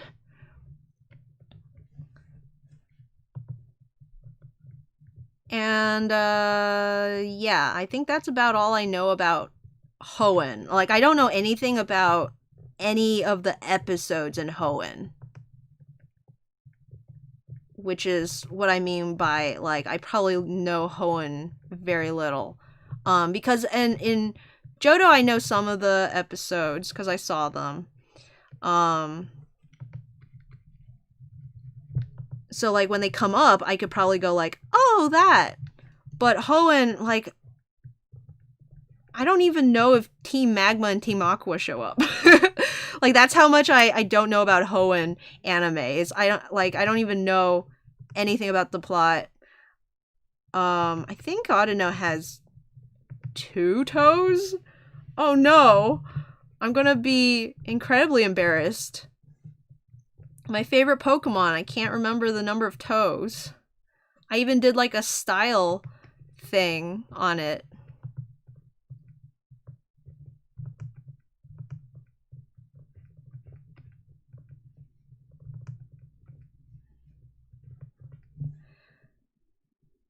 Okay, now I'm gonna...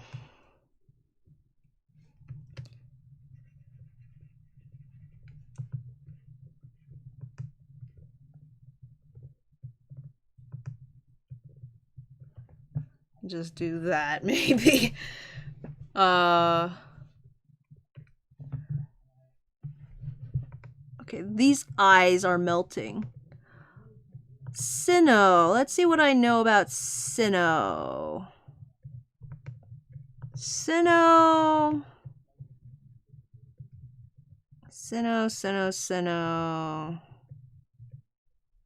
Dawn. Dawn is in Sinnoh. Okay, I need to redo these eyes because they are atrocious.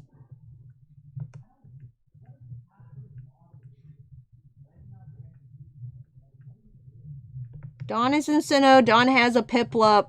Piplup is cute. Is Sinnoh when the animation gets good? I don't remember. No, I think that was Kalos. Sinnoh anime, we actually have the box set for, but it's all in Chinese. So I haven't watched any of it. My mom keeps going to China. Well, not anymore, but like when I was a kid, my mom kept going to China and then bringing back anime, but they would all be in Chinese. With no subtitles. I think the Pokemon one actually had subtitles, but I didn't want to watch it in Chinese. But I think my brother might have watched some. But yeah, I don't know anything about Sinnoh. I don't know anything about Unova either. Except that I didn't like how Ash looked when I first saw him. Because he has like these big baby eyes now instead of the really tall, like, the Gen 1 anime style ones.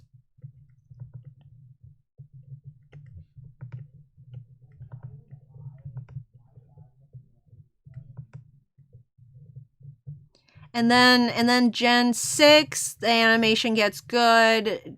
Gen 7, they changed the style. And then Gen 8 is where we are now. So Gen 7 I know a bit about because I actually watched some of the episodes in the beginning. They like change up the genre into some kind of school life kind of slice of life sort of thing. All the trial captains are like kids now, and they all just go to school, I think. That's all I know about that. And I think like Ash finally wins a tournament of some sort, which at that point I didn't actually know that Ash had never won a tournament until I start seeing the Tumblr posts that are like, Ash Ketchum finally won a tournament, and everyone was like posting congratulations to him as if he was like an actual person, like after all these years and like through struggles and stuff, like it was pretty funny. But when those came around, I was like, oh, okay. But yeah, that's about where I am. Let me catch up with the chat now and see if Wheeler has any insight for me as I went through. Let's see.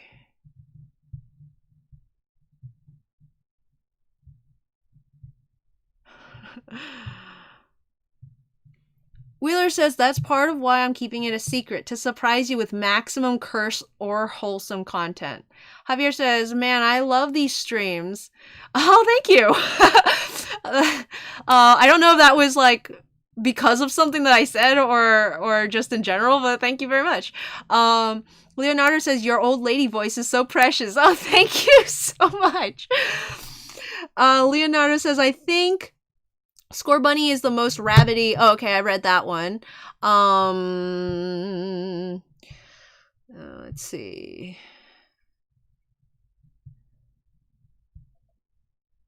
Javier says, this picture is the stream group in a nutshell, and I don't know why. Leonardo says, Richie, that guy is like Ash, but good. Javier says, that's debatable. Oh, I do know at some point Gary, like, puts on a lab coat, and I am so ready for it. I love Gary Oak so much. He's just the best. I always thought, okay, guys, Gen 1, okay, I never really watched all the way through, but I have seen bits and pieces of, and I assumed that in all the pieces that I wasn't watching, that Gary Oak was in there, like, tormenting Ash, because I just remember him being very smarmy in the beginning, but he's, like, not in it at all. So, basically, he just, like, kind of snarks a bit, but he's really just doing his own thing.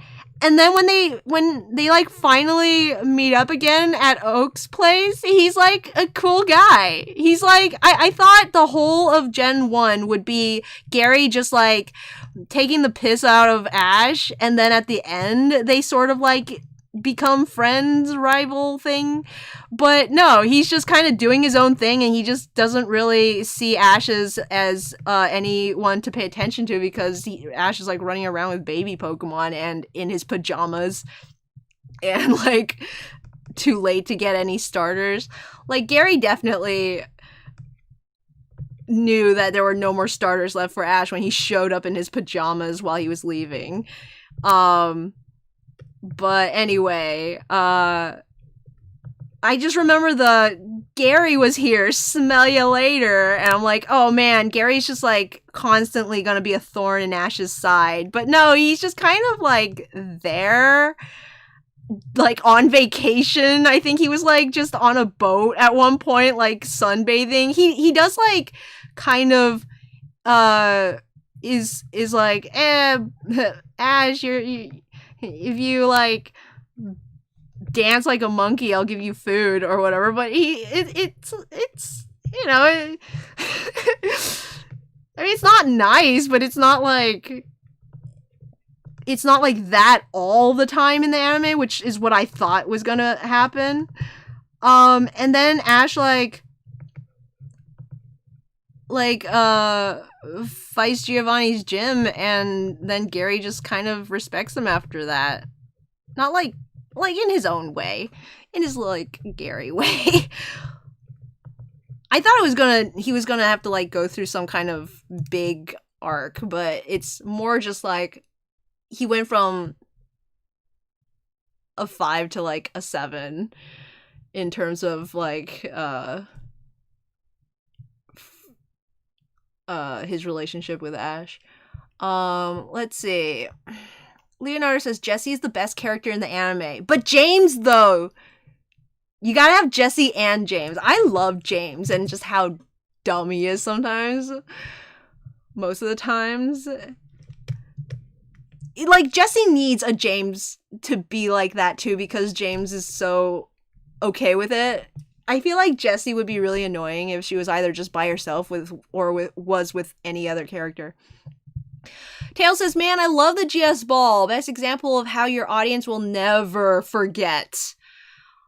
Wheeler says, yeah, Kalos is when the animation gets good. So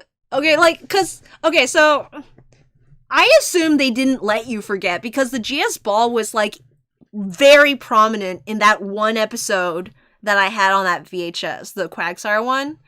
I just assumed it was going to be like that through the whole anime. Like, it's just important. And if they have like episodes like that, then of course no one's going to forget. But I don't know if that's what you're talking about. I don't know the whole debacle behind the GS ball. I just know that nothing came of it, and I can just assume I can imagine the absolute like vitriol the fans had towards like it just not going anywhere. Wheeler says also lurking because I'm about to use my DA Watcher's Eyes. The trial captains are kids in game. Yeah, but okay, like age wise, yes, but they are elevated to positions of power, is what I assumed. Because you go to their island, they're like, I am the captain of this trial. I like run the show, you know? Like I give you permission to do this or that, and or like you're gonna help me with this or that, or they're like, I don't know. I just assumed from playing the game or watching my brother play the game, that they were given, they were given their position as trial captain to like test you. I guess is the thing. They're there to see how good you are. Whereas in the anime, I was surprised how they didn't seem to be at that level yet. They seemed to be at like where you are as a player. Like they were still learning and still they didn't have that sort of I don't want to say prestige, but that sort of position yet. I know they were kids. Like Socrates is obviously a kid. I think one of them is literally a student still. Which still doesn't make much sense. Like, whatever. Javier says Slice of Life was a nice change of pace for the anime until the tournament was shoehorned in. Leonardo says Ash won the Orange League. Wheeler says, I think it's generally a rule in game that once you turn 18, you can't be a trial captain anymore. Really? So Nanu isn't a captain? He doesn't do a trial? Okay. Is he a kahuna? Is that what it is? I didn't play the game, so I get all of these things mixed up. Is that girl with the horsey, is she a trial captain, or is she a... I guess she's still a kid. She looks kind of... I just thought she was like a little lady. I just thought she was short. Javier says victory was even on major news. Ash's victory was on major news, really? No way. Leonardo says it's not a game league, but it's canon to the anime. Wheeler says Orange League wasn't a tournament.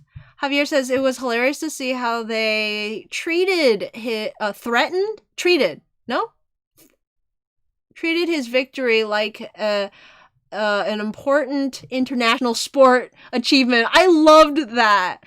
Richie is like Ash but boring, says Wheeler. Ink-Betweens is here. Gary, that jerk! I love Gary. I don't know why. Like, whenever I read a new Kanto and Nuzlocke, I'm always like, I judge you by the quality of your Gary. Tails says they just barely started to feel like rivals. But it's awesome! Like, I bring so much to the table that Gary doesn't have to do too much to, like, win me over. Javier says Richie is like an Ash clone way before we get to see actual Ash clones. You saying there's more? Leonardo says Gary is never friends with Ash, but like Gary's arc is so cool. Oh really? I thought they were like friends as kids, and then they like kind of mutually respect each other at the end. I don't know. I may be just like making stuff up in my heart. Sounds like a bully to me, says Ink-Betweens. Leonardo says, I guess Ash's arc... Okay, but Ash is very easy to bully. He, like, gets upset easily. Like, I don't know if you've had little siblings, but, like, or friends that just get funnily upset. Like, they don't just get upset, but they, like, make a big show out of it. I've been the person who makes a show of it, and I can tell you, at least for me... I somewhat put on a little bit of that because it's also kind of funny um to get to be that upset. I know Ash isn't like putting it on. He's like genuinely frustrated when Gary acts like that towards him, but as someone who's like has teased people before and just like yeah, um I can kind of vibe. I think he becomes Ash's proper rival in Johto. Oh, he's in Johto, huh? I thought we were gonna lose Gary after Kanto, but I guess that makes sense because Gary is in the Johto game, but just post game. Leonardo says, like we all know, Gen 1 Ash does not deserve to win the league. Javier says, James MESFTW. Okay, yes, FTW? Okay. Tail says, OMG, wait, Zero, do you not know what happened to the GS ball? Nope. Tail saying no one tell her. Wheeler says, that's a little much. They don't really have any power. They're just watching you do the trial. Okay. I guess I just had the wrong idea from watching the game because it seemed like you like go and they sort of show up and tell you exactly how to do things, and like one of them is cooking this thing in the forest and she's like, I need you to get me this, this, and this. I didn't assume she was a kid. Upwards of 18 maybe, yeah, but like not like not like I don't know. For some reason, she seemed a little older. The others seem like children. Let me try to think. The painting girl I could see as being some weird hermit. Like, I can't really age her. And then there was the fisher. She looks very young. The guy who like dances without his shirt. Him, I didn't realize was young. I think he was one of the ones where I was like, what? Because in the anime, he's like also in school, and I thought he was like older. Let me think. I can't think of any others. They're just watching you do the trial. Javier says, yeah, no one tells Zero the plot of over 20 years ago. I wasn't even born at the time, and even I'm aware of it. But Zero isn't! And we're watching the anime right now. Yeah. And yes, he's the kahuna. What you're describing sounds like kahunas, not trial captains. She's a kahuna and a kid. Wait, so she's the kahuna? Wait. Okay, yeah, I don't know anything. In the game, the trial captains feel like they were serving some social service, like helping the community is something kids do at that age. Oh yeah? I guess I just didn't do anything as a kid. I definitely didn't have any responsibilities as a kid. I don't know. They just seemed like they were the top of the top. Like, even if they were kids, it's like they were given the responsibility to, like, watch over you doing the trial because they had excelled in some way. And then when the anime started, they didn't seem to know anything more than what we knew. Which just seemed a little weird to me, okay? I don't know the details of why. It just, like, my gut reaction was, what? They're kids? I had to, like, get over that hurdle at first. Tail says, I do so much for Gary barely has to do much. Oh, my mood, but with Game Silver. Does Silver not show up at all in the anime? Because that's a little sad. Wheeler says, wait! What anime were you watching where Ash and Gary don't become friends? Oh, that's to the other person. Tail says, I don't think Ash and Gary were friends originally because I do think they add that later. Wait, to clarify, I mean when they were younger. Like, it seemed like when Ash and Gary meet at the start of the game, they don't know each other well, but later on they make it that Gary and Ash knew each other since they were small. It's possible that when they were like really small, that maybe Oak or Ash's mom babysat both of them, and maybe they don't know each other anymore. Like there's certainly kids that I've known as kids that if I meet them now, I would not recognize them or know that, like, that you would have to reintroduce me to them. I had a friend in elementary school. She lived down the street from me, and I would like go like run to her house and knock on the door, and then like stand there really anxiously hoping someone I knew answered and not like the parents. To see if she can play. Like if she showed up, I would be like, "Hey, who are you?" Yeah, maybe they were like that kind of friend. But to be fair, I haven't seen the anime part where they like show them as friends, so maybe they're like they show them as older kids, and well, I mean, I was an older kid actually. Yeah. Oh, wait, no, but am I okay? Well, from when they were older kids to where they are now as 10-year-olds, they probably would still remember each other. So, scratch that. Leonardo says, I'm even tempted to say Gary teases Ash to low-key push him to be better. It could be, because he kind of seems to always push Ash's buttons in a way like, you should be doing this, you should be doing that, why aren't you doing this, why aren't you doing that, you suck because of that. It's like he has a bad attitude, but he is pointing out like certain things. I don't know if he's like doing it consciously to help Ash. He might just be like bragging that he knows the right things. Like, yeah, I don't know if I would go as far as to say he's like being maliciously benevolent. Wow, that's a hard word to say. Tail says, but it doesn't feel like that was the OG intention. It doesn't feel like they were meant to be childhood friends at the start, but they added it later.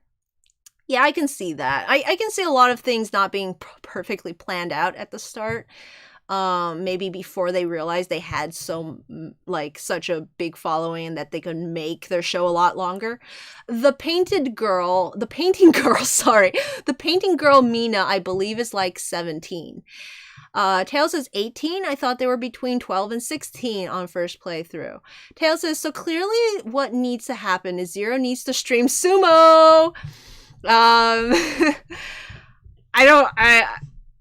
Maybe if we can get a way to put it on the computer, but I don't know how to stream from a 3DS. Tail says, I can definitely feel like what the trial captains do feels like a lot for a kid, but I felt like that was part of the culture. I mean, the 11-year-olds were allowed to travel around the island. So they went back down to 11. I thought in New Nova they like bumped it up to mid-teens. But I wasn't sure. Tail says, so kids are just allowed more freedom. Javier says, no! Zero needs to play a blind Nuzlocke of Usum. Tail says, nope. Silver doesn't show up. He has an XP in Paul, though Paul doesn't ever seem to really learn to be nicer. I read to his mom, and I was like, oh no, what? To his mom. Drake says Twitch was buggy. Oh, okay. So Noodle Doodle has switched over to YouTube. Leonardo says, Ash is never an older kid. Tail says Zero's internal struggle is amazing to listen to. I hope it's entertaining and not frustrating, because this is just my reactions to things sometimes. I think I'm gonna move this ear over. Let's see if this looks any better.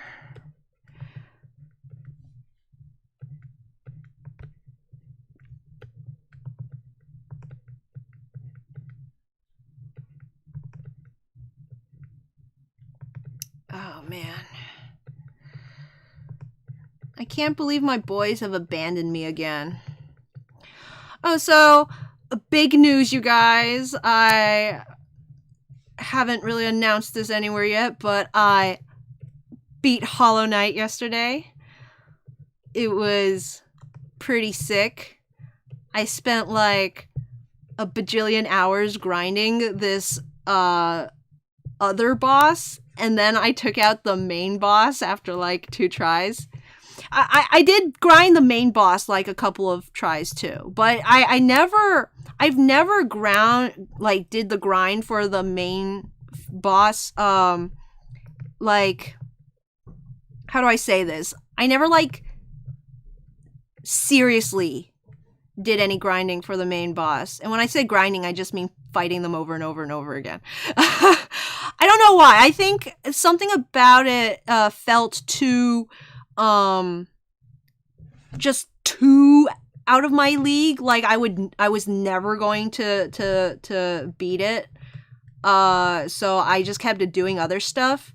I did like the Path of Pain. I did all the other bosses. Nightmare King was really fun. But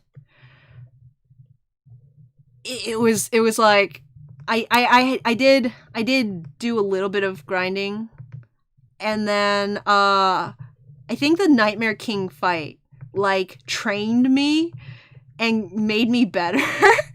So that by the time I went back, I was like, okay, I've taken care of everything else that I want to. It's finally time. I'm going to sit down and seriously just fight the main boss over and over and over again until I beat it. This is probably going to take at least 3 days, and then I beat it. So yeah, I feel great. And I'm definitely not done with the game yet. I've got the 3rd Colosseum battle to finish. I still need to rescue all of the grubs. Yeah, but it's definitely a lot of fun. Thank you to Tails for getting me the game. For I think it was my birthday or maybe it was Christmas. I don't remember. But thank you. Let me catch up with the chat. Maliciously benevolent. Seymour. What? Ash does mature with time as the series moves on. Until best wishes. Wheeler says, I think the ages kind of slide around. I think at some point Ash has a birthday. And then at some other point they have like 2 Christmases. So he has to at least be 11. You could have 1 Christmas, a birthday, and then another Christmas and only age 1 year, I think. So I'm going to say he's at least 11. Tail says, if you would stream it, I would help you set it up. Okay, I will certainly consider it. Leonardo says, I think Silver don't appear in the anime to prevent fan theories of Jessie being Giovanni's daughter. Are you saying Jessie's the Silver of the Poke Annie? That's just a theory. Wheeler says, oddly enough, Ash isn't as bad as most people make him out to be in Nunova. Like, he has some terrible moments, but those moments are just moments. Tail says, Paul is also different from Silver, where Paul seems to come off as, like, respectful in a way. He bows and is polite to adults. Silver, meanwhile, is an absolute brat to everyone. I will say, Wheeler, I think some moments are enough moments for some fans to, like, to really get them, especially if they grew up with it and didn't see every episode. Maybe those moments were the moments that they saw. Just probably why, for some people. Javier says, congrats, Zero. Leonardo says, congratulations. Wheeler says, I doubt the canonness of the Christmases and the birthday, to be honest, since that was a special before a movie. Javier says, don't even get me started on the whole mistletoe incident. Tail says, what? How would Silver existing show Jessie to be Giovanni's daughter? I think it means like it would what's the word? It would prove that she's not. I don't know. I don't know why that would do that either. Because Giovanni can only have one child. Those were the moments on the VHS they got, probably. Oh, yes. Back when you had to watch things on VHS, you had to get your parents to record the episodes if you missed them. You had to, like, catch them on TV at the right time. I remember at one point in my youth, I desperately needed to watch Rurouni Kenshin on TV. Was it Rurouni Kenshin or maybe it was G Gundam? It was one of those two for sure. Or maybe it was Cyborg 009. Anyway, it was a Toonami anime that was like, it was not episodic. So I had to catch it, but we hadn't had dinner yet. And so I literally ate nothing but rice. I just scarfed my bowl of rice down as fast as humanly possible. I might have made myself sick. And then, like, I dashed off because my parents didn't let me leave the table until I finished my food to watch TV. So, yeah, watching anime back in the day was a commitment. I mean, it is now too, but it's more on your time. It's on your schedule. It's a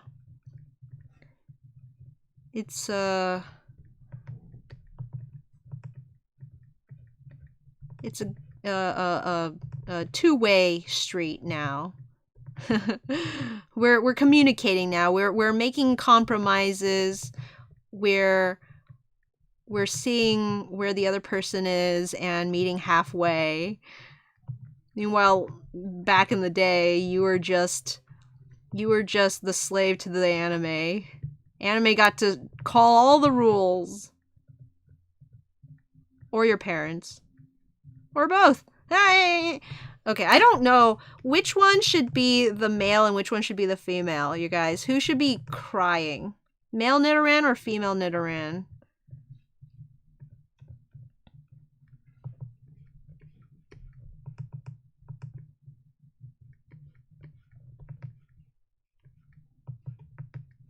Put a little crease there to show the forehead coming down and then the belly coming out. Make it feel like it's more scrunched. Maybe I'll have his feet going in, like, yeah! Like that pee-pee stance when you really have to go. You know, when you really have to go. Okay. Da, da, da, da.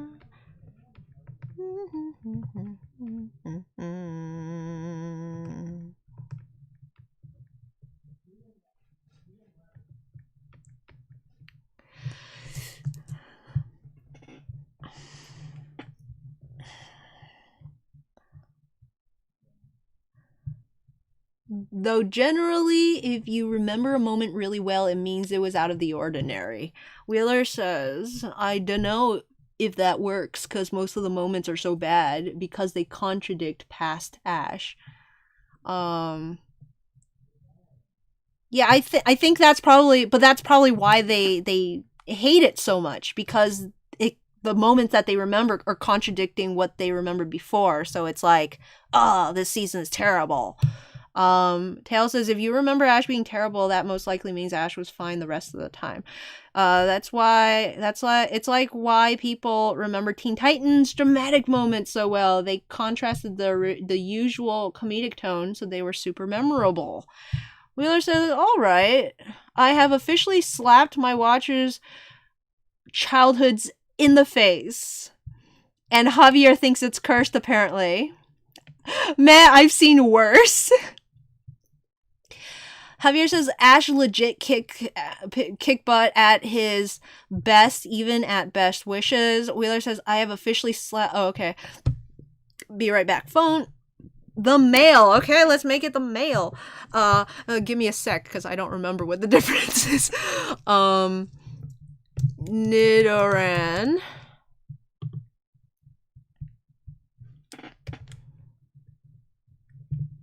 Okay, so...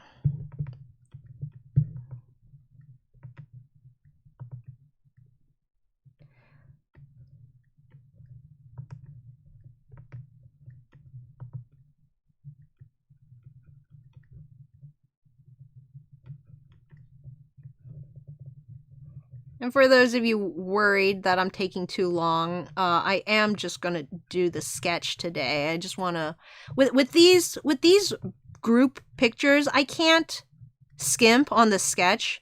The sketch has to be pretty set in stone before I start the line art, because with the line art, I can usually go with a rough sketch if I can visualize exactly where everything is. But when you have this many characters, there's no way I'm gonna just keep all of that in my brain, and which means you're gonna get problems later on.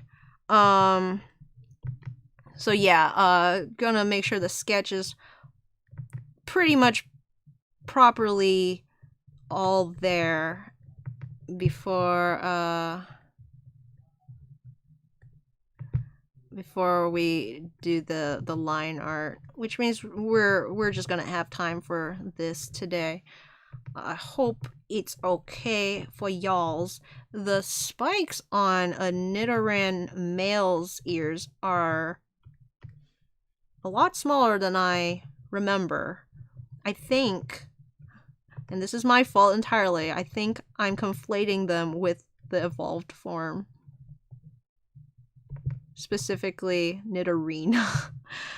I think I always give Nidorina really big horns on her ears.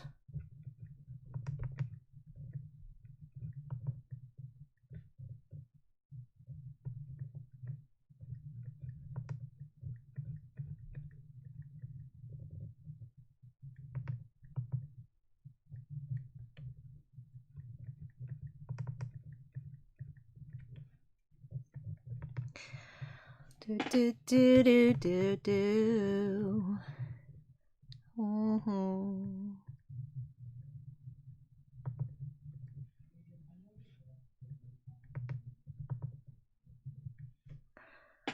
Okay.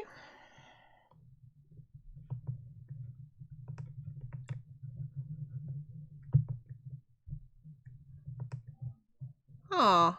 You know what? This whole time, until just now, I forgot about the rabbit's buck teeth. I forgot about the buck teeth as being like a trait that is usually associated with rabbits. I'm like, oh, this Nidoran has a buck of teeth. Oh yeah. Oh, that's a rabbit thing.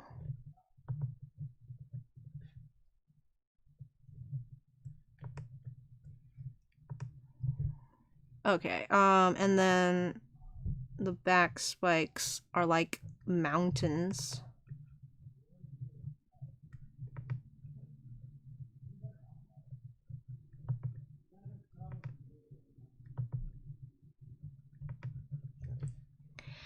Do do.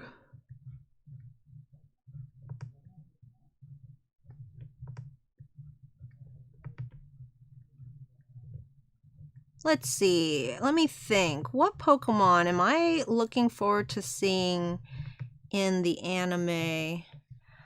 Let me think. Well,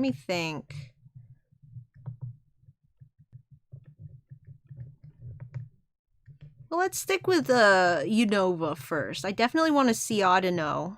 I want to see some good Audino. I'm interested to see.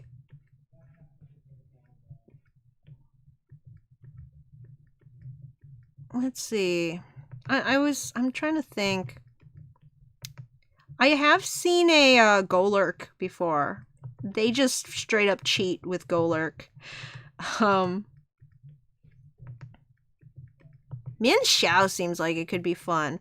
Oh, I bet they do Girder and like that family right. I bet Timber is great in the anime. That might be one that like is better in the anime than the games. Though I have come around to Timber, I still don't quite like Girder. But maybe they'll make him like fun in some way. I don't know. Let me think. I want to see Quilladin. Is that what it's called? Quilladin always seems kind of dopey in the game. I don't quite like his proportions of his face in the game sprites. So I want to see him in action. I know it's not going to be like the way I draw it, but I don't know. Oh, I do know in Kalos, Ash gets like so incredibly friendship powered with his whatever it's called, the frog Greninja, that it like transforms into Ash.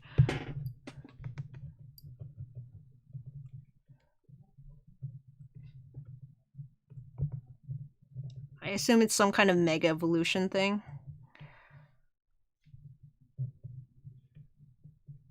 Like the mega evolution power is so strong.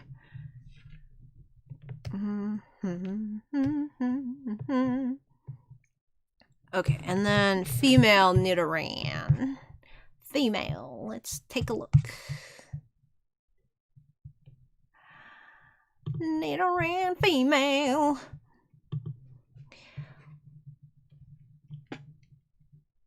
I'm not waffling because it's that. I wanna like I already like Audino. I just wanna see it. But I'm trying to think of a Pokemon that I don't like, but I want to see it in anime to see if it'll make me like it more. Kind of like with Diggersby. I definitely want to see more Diggersby.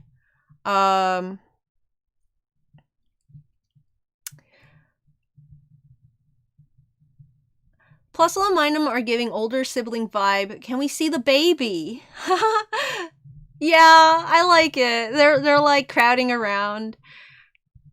Oh, let's see. Her supposed mother appears in that episode, I think. Wait, what?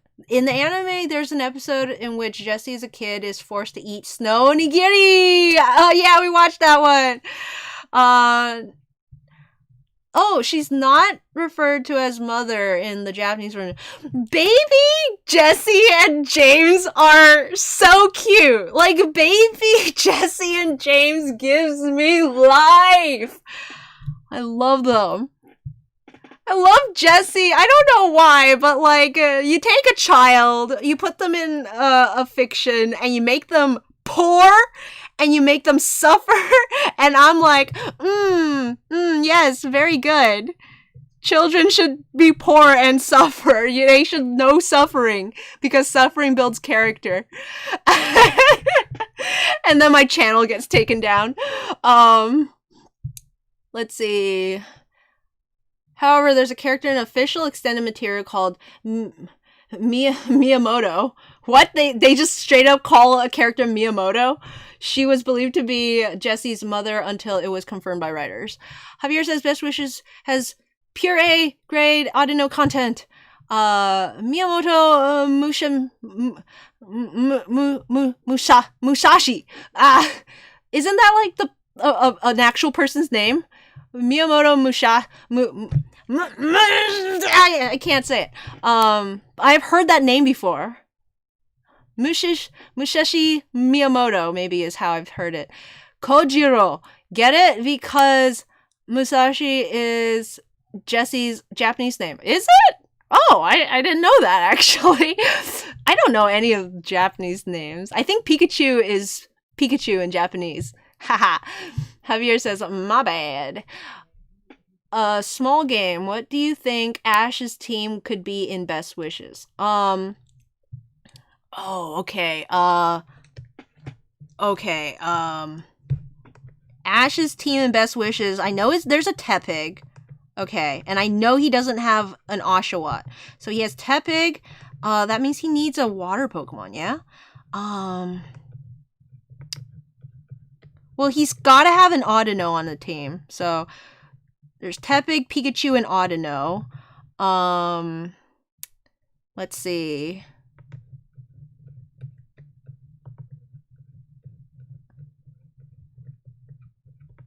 I can't really remember any other Gen 5 Pokemon. Oh man, and then I have to contend with if, like, he brought Pokemon from other generations. Like, old Pokemon.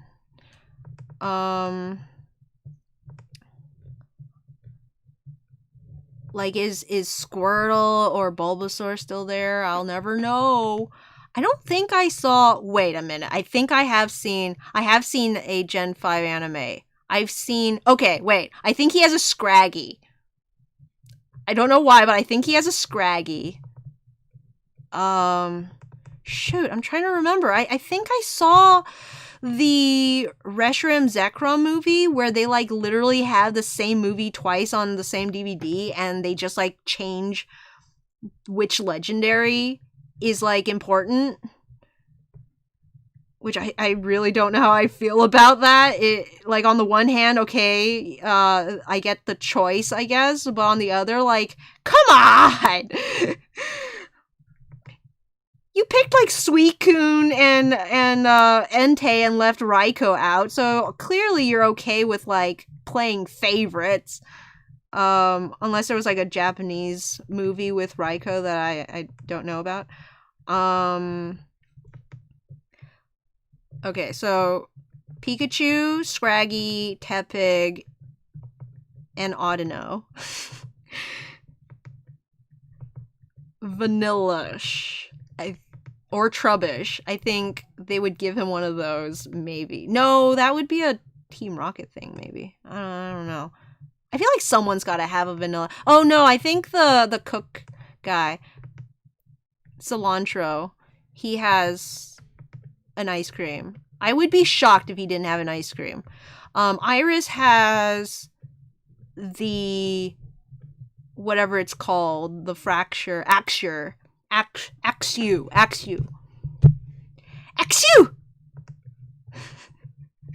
Gesundheit?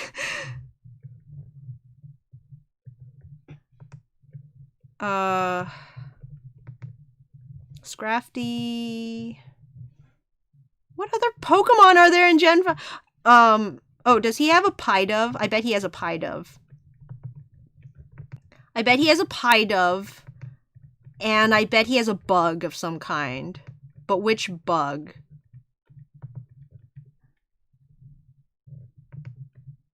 Which bug? I can see him with a Joltik. No, he already has Pikachu. Maybe, the Whirlipede? Scolipede? Scolipede's too big. But I don't remember seeing a Venipede in the anime.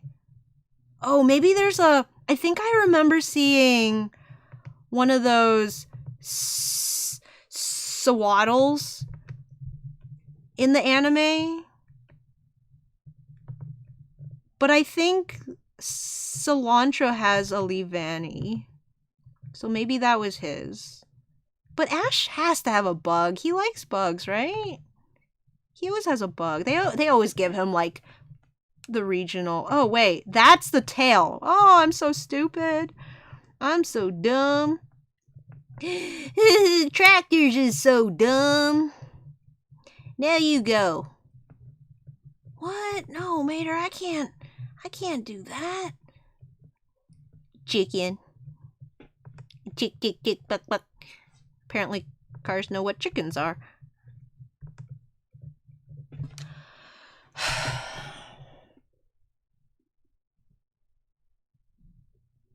Okay, I'm gonna check the chat. Satoshi Gikaku. Gikoka. I like when the Japanese names kind of sound like onomatopoeia. Gikoka. Miyamoto died trying to collect Mew data. A small... Oh, okay. In a way, the theory of why Jessie is still part of Team Rocket after never accomplishing anything ever is because Giovanni feels guilty for her. Oh, okay, so that's the theory. Huh. Javier says Greninja, the first of Ash's main water type that actually evolve. What? No, that doesn't make any... His only ace water starter... Wait, but... First of Ash's main... Oh, water type. Okay. I missed the water for some reason. I missed the water for the ocean. And I'm like, no, he has starters that evolved. Leonardo says, in any case, Silver is the illegitimate son of Giovanni and a Rocket executive called Ariana. Wheeler says, I don't think Ash has had a water type for 2 whole generations. Oh my goodness. Snow Nigiri. He totally hasn't. Huh. Tail says, I don't think it was ever confirmed who Silver's mom was. People just assumed because red hair. Leonardo says she has similar hair to both Silver and Miyamoto, so some people think Miyamoto is the anime canon counterpart to Ariana. Javier says, indeed, the last 2 generations, making Silver and Jessie brothers. Wouldn't that make Jessie like his mom? Wait, Ariana? Yeah, you said Silver is Giovanni and Ariana getting hooked together. And also making Silver and Jessie brothers. Yeah. Siblings, you mean. Wheeler says they said the mystic power of Satoshi was too much and he couldn't have a water type for the next 2 generations. That means he needs to have a water type Pokemon. Yeah. This is why we can't have nice things. Looks at Alola and Journeys. That's an interesting point. Man, that movie, they tried to adopt the different game versions with those movies. Raikou got a TV special. Iris has Kibago! It was its own special with different characters. You do not know how fitting the Axew sneeze is in reference to Iris's Axew. Oh my goodness. Oh, someone has an Emolga. You can't convince me that they didn't put an Emolga on someone's team. Maybe it was Iris's, maybe it was, maybe it's Iris's. Scolipy's too big, looks at that one poison type Ash catches in Alola? Alola. Poison type Alola. Wow, I can't think of it. Oh, you mean Muck? No, I don't know. He always has a bug. But you read water out loud. We heard you, but it didn't sink in. Leonardo says siblings, an English word I forgot. Yeah, exactly. No, that's why I let you know, but like it's still funny. Like I realize English isn't your first language and you're doing great, but like it's still funny. I'm not laughing at you. It's just I gotta laugh. It's the only way I can get through the day. But yeah, I realize Ash doesn't have a bug Pokemon right now, but I assume when they start out that they would get one. But then again, who knows? I certainly don't. I've only seen one anime. But like Gen 5 is just so well known for the bug Pokemon, I assumed he would have one. But if not, let me think. What else is available even in Gen 5?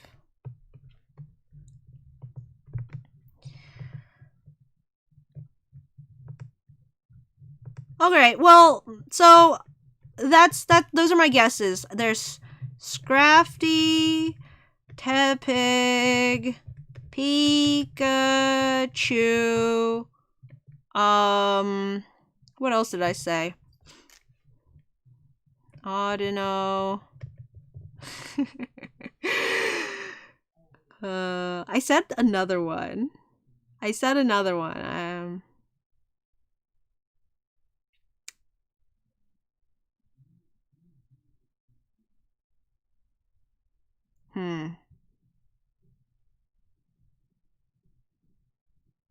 don't think he would have a Lillipup. Or a Patrat.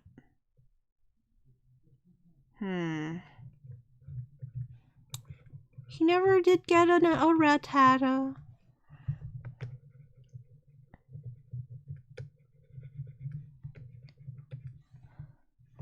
Snivy? Maybe he has a Snivy. He likes grass starters. Would he have a Snivy and a Tepig? I know he doesn't have Oshawott.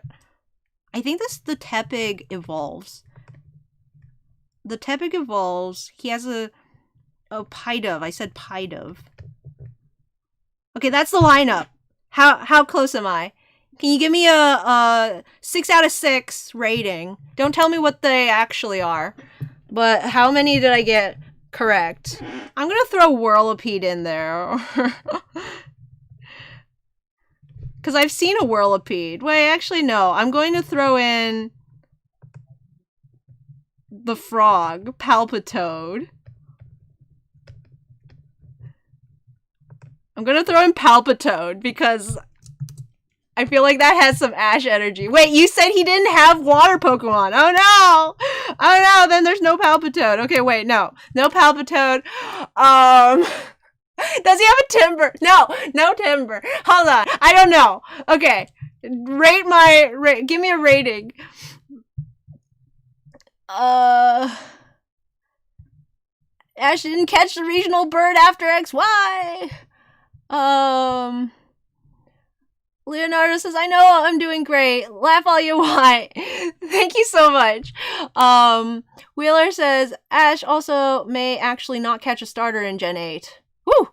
Would the writers be brave enough? They were brave enough to have it take over 35 episodes when he always gets a starter in like the first 10. Huh. Wait, I said no water after Greninja. Unova is before Greninja. Okay. I'm gonna put in Palpitoad because you said, huh. Okay, how did I do? 6 out of 6? I got all of them correct, I think. I'm like pulling from the deepest part of my memory because I have literally never seen any Gen 5 anime except for that one movie, which I don't remember. And I think like one scene from one episode that had N in it. Oh, and I think there's like LGM that take over Meowth at some point, and they're like Meowth is more dumb or something. Like stupid Pokemon are easier to control. Oh wait, no, I think that was in Kanto. They like, or maybe they're like Meowth is more smart. I don't remember why they took over Meowth. Oh, because he could talk, I think. Probably. I don't know. They took over him for some reason. I saw a gif of it. And then I think Axew and Emolga fall in love. That's it. So it's Scrafty, Tepig, Pikachu, Audino, Snivy, Pidove, and Palpitoad. That's his team. 67% correct. Most correct, I think at least 4. Nice! Not too bad. Don't want to spoil that joke. Oh, okay. Alright. Yeah. And I think I can also guess that in the rest of the party with the other characters are gonna have a Vanillix. Someone's gonna have a Trubbish. There's gonna be a Zorua at some point, and there's an Axew. Yeah, that's my prediction. Those are my predictions. I'm glad I'm not 100% correct, because that makes it more fun. That makes it more fun.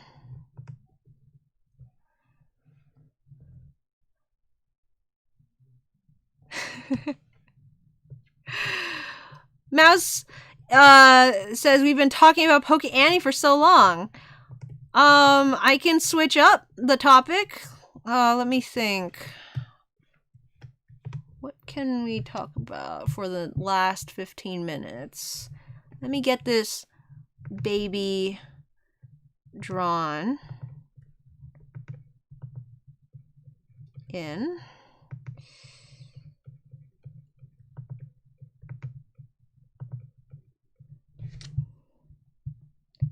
55% correct. I was less correct. Like the anime, it'll never end. It will never end.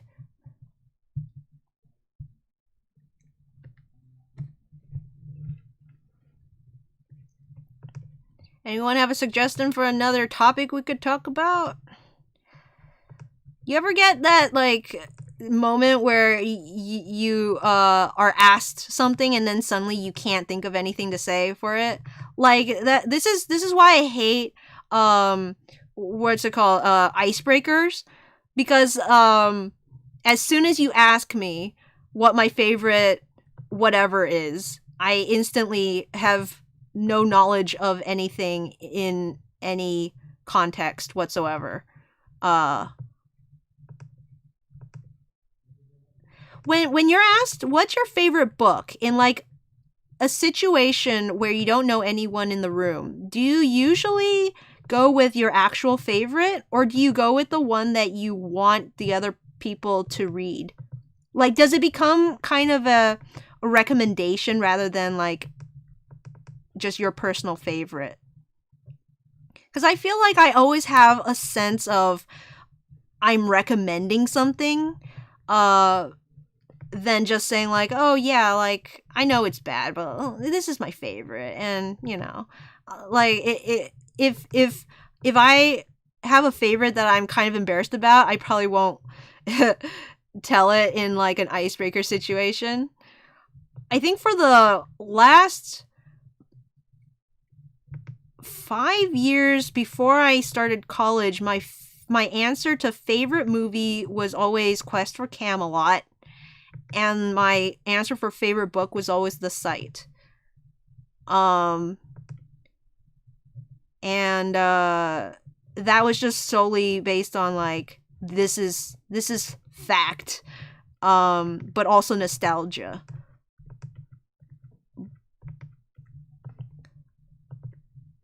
But top 10 lists always end up being kind of like a, ooh, what should I recommend to these people? Ooh, I like this one. But everyone knows about this one. Let me find something more obscure to talk about. You ever get that?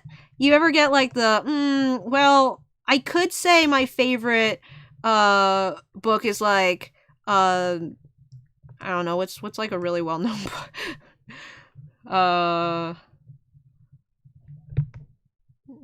Like, I can say my favorite TV show is Avatar: The Last Airbender, but everyone knows Avatar: The Last Airbender is, like, the best show, so that it kind of becomes, like, pointless to mention.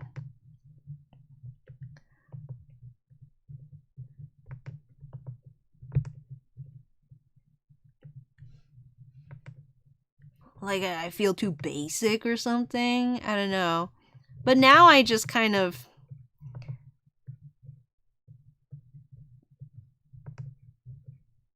am not sure because I haven't seen it in so long.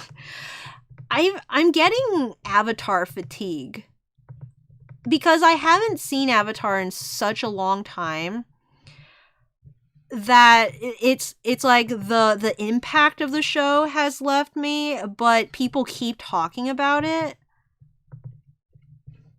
I feel like I need to watch it again to, like, if I want to get that magic back. but also everything that can be said about it has been said at this point, it feels like. So it wouldn't be really to like get back into talking about it, but like it is a great show. It's just a really, really good show, and I kind of want to experience it again. You know, like it's been long enough. I feel that there are parts of it that I don't even remember properly anymore. That I could revisit, and that's my favorite time to revisit a game or a show is when, or a movie even, is when I haven't seen it in so long I practically don't even remember it. Is there a horn on her head? I think there is. Oh my goodness, there's a little horn on a Nidoran's head that I almost never see because she's always screaming. She's always with her head back. Okay, okay, the last one I'm going to work on. Sorry, guys, I know it's almost time to end. The last one I'm going to work on is Bunnelby, because look at this poor baby. It's like a formless mass.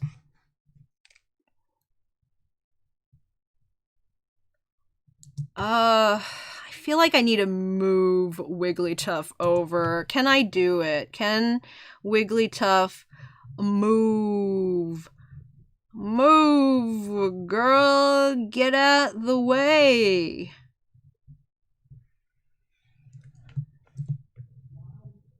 Okay.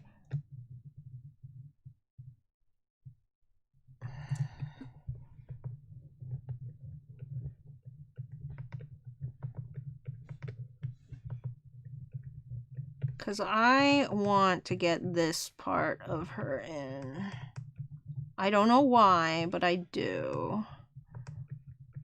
I feel like there needs to be a little bit of space. Can we get a little space between us?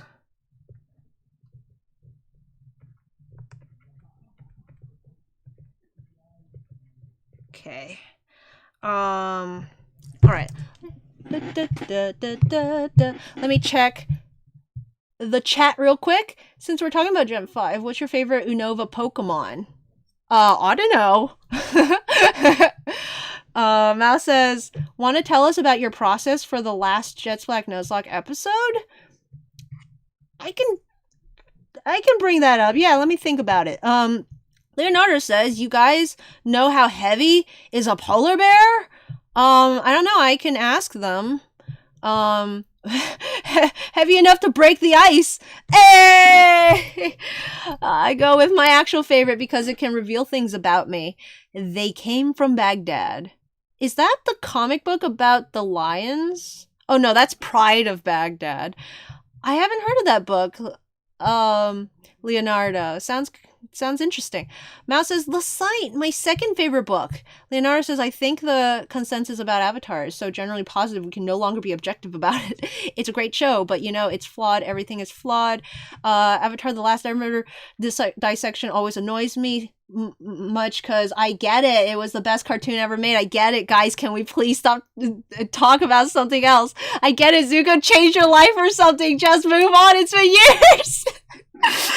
Avatar The Last Airbender is always low-key infuriating because it was followed by a decade-long string of bad cartoons trying desperately to become the next Avatar The Last Airbender and nearly destroyed decades worth of cartoons, except for Adventure Time, which did its own thing and also started its own string of bad cartoons.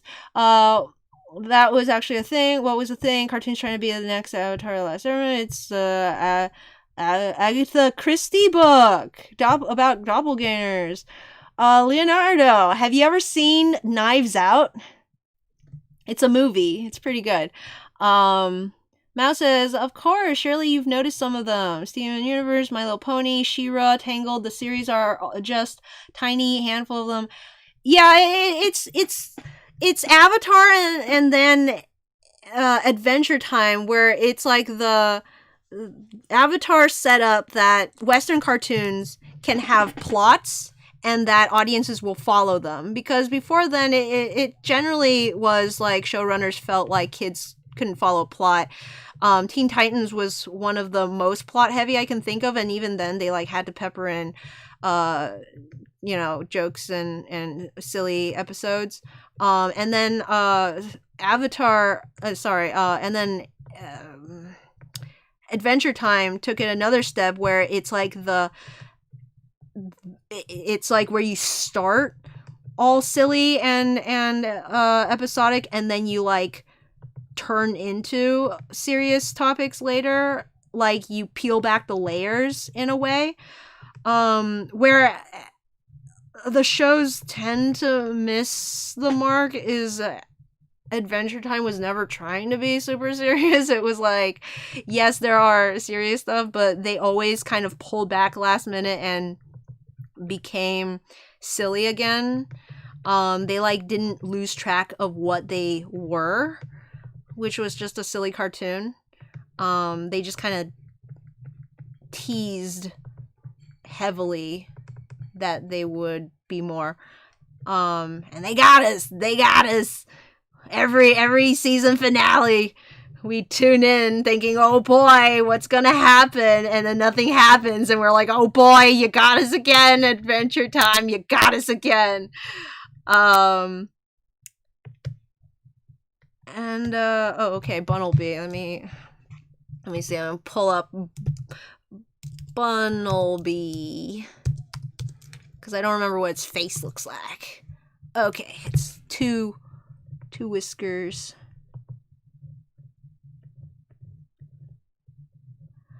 Yeah, it's like it doesn't annoy me because it did like change my life. Like, Zuko did save my life or whatever it was you said. What did you say? Like Zuko changed your life or whatever. Yeah. Like maybe not that extreme, but it was definitely like the best that I've seen of that, and I really enjoyed it. So I can't be mad at it. Like it still makes me cry every time, but I have gotten fatigued from like watching videos about it. I don't blame it as much for like the shows that try to be it, because yeah, like it did it so well, of course it would get imitators. I'm more just upset at the individual imitators that like they did it wrong, but they had the right idea. Like when you see something good in art, you gotta sort of grasp onto it and see what they did right, and I feel like there are definitely worse shows to like study than Avatar. I'm really mad about Korra because that's like the same people, like -1, and then they just got it so wrong, and they like not only got Korra wrong, but they used Korra to undermine so many things about actual Avatar: The Last Airbender. And I'd say I'm more upset that shows are copying Adventure Time, because that feels like they're just taking what on the surface seemed to have worked. Like Avatar, I feel like if you're copying it, it's kind of like, okay, you're on the right track. You're studying the right thing. You just didn't study it right, and like you're just kind of being derivative. But it's not a bad thing to study. At Adventure Time, I'm like, why are you studying this? Why are you trying to find success in this lightning in a bottle kind of show that sort of just hit the right chord? And like, I think in a style sense, it's a little more obvious too when it comes to Adventure Time, when everything just started kind of looking like Adventure Time. So that's when I started noticing like the imitators. When I saw Steven Universe the first time, I definitely didn't think, oh, this is an Avatar: The Last Airbender ripoff. My first thought was, this is a Adventure Time ripoff. Than anything else. Let's see. Star vs. Evil. Oh, I thought you were referring to pre-Adventure Time era. All shows that are either objectively garbage all around or were really good when doing their own thing, but quickly nosedive into garbage as soon as they tried to do the Avatar thing. Yeah, I don't know about that trying to do the Avatar thing. Because, you know, it's like, oh, you mean like having a plot and like compelling characters? I see it as doing the Adventure Time thing where you start silly and fun and unique and then you try to make it dark going forward. Tails says, oh no, why are we talking about SVTFOE? I don't know what that is. Even Atla's own creators tried to get on the making it, and then they miserably failed. Leonardo says Teen Titans is terrible. It was innovative for its time, but I don't think modern audiences can watch it again. What? You're gonna convince me to rewatch Teen Titans? I probably have nostalgia goggles on too tight to be able to properly judge that, but Teen Titans is awesome. Mouse says, I just want good shows. Please, I'm begging. Good cartoons. Miraculous Ladybug is the hero we need, but not the one we deserve. Wheeler says that's the benefit of Pokeannie. No time for other shows. Tails says, I do want to say, though, that I don't think My Little Pony ever wanted to be Avatar The Last Airbender. The fan base just kind of demanded more lore and plot, and they sadly listened. Leonardo says, Adventure Time is a good joke. It's too pretentious, and the LOL so random humor makes me feel old. I think I got in at the right time where I was starting to feel like, oh, this is too much. I'm not into this. But like, it wasn't so much that I stopped watching, and they put enough lore in that it like kept me going.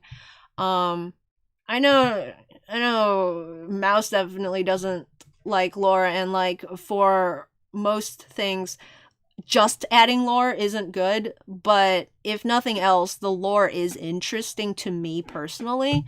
But I can recognize that it does not a good show make. Javier says, at least nobody's making SpongeBob ripoffs or poorly made disgusting shows like the late 2000s. Except SpongeBob kind of is itself a ripoff of didn't it try to do like the Ren and Stimpy thing where it just like has gross out humor? Like a lot of shows back then did the Ren and Stimpy thing. People like Zuko because he's awesomely written character redemption arc, but like most people aren't willing or able to go the distance, I want to say. Go to level to write another Zuko. Okay, the SpongeBob ripoffs were the worst. Javier says, although yeah, I wasn't really into cartoons after 2016. Mouse says, remember when Korra took its world building based on Eastern mythology and shoved Christianity in like a tube feeding a cat?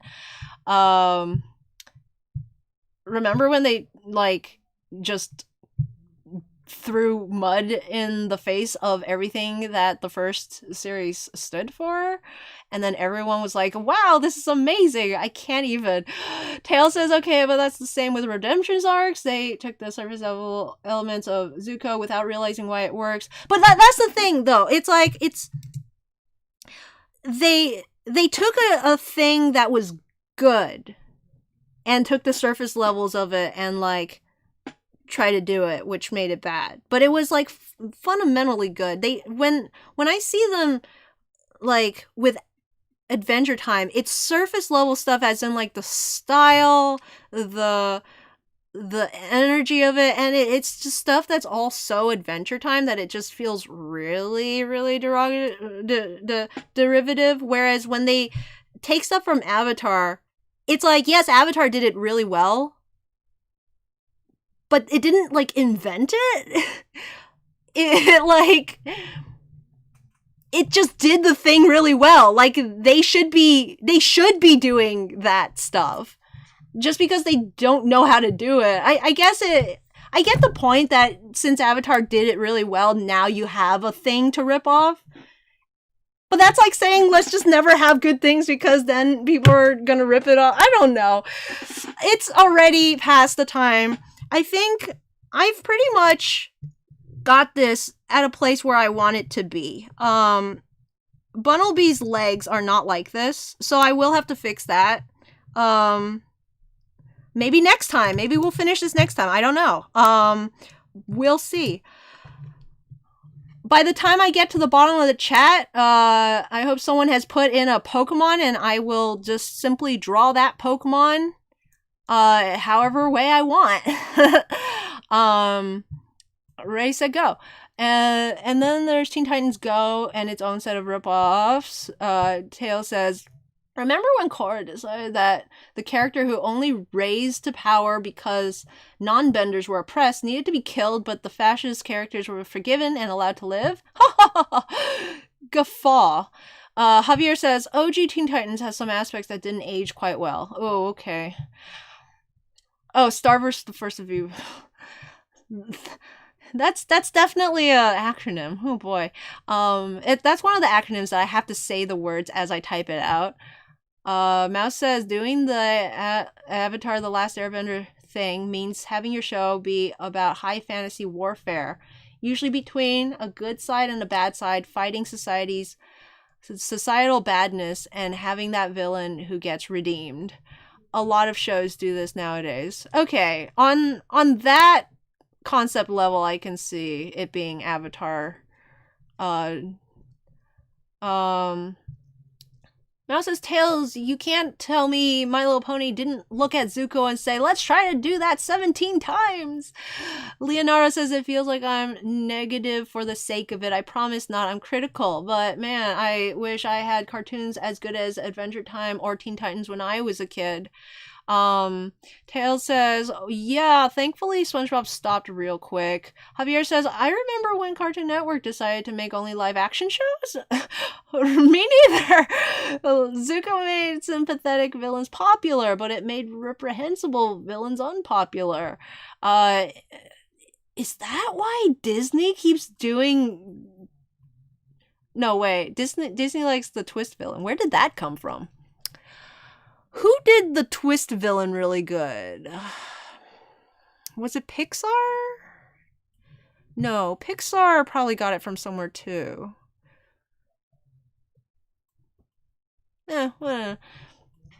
Leonardo says, in any case, regular show, which is great by the way, had so much more derivative works than any other show, like Pickle and Peanut, Breadwinners, Sanjay and Craig, Cupcake Dino. I don't know any of these shows. Raichu, says Wheeler. Raichu is so cute. Oh yeah, there are also regular show ripoffs. Also Excadrill. Mouse, I really don't think they looked at Zuko at all. They looked at Sunset Shimmer and said, let's do that 17 times. Maybe they did Zuko once. And then... Wait, I don't... Sunset Shimmer... Is Luna not the first villain? Wait, what about... Wait, okay, never mind. I don't know anything about My Little Pony. Javier says Pixar made good twist villains and Disney followed up with less than stellar results. Alright, sounds good. Well, let's do... Raichu.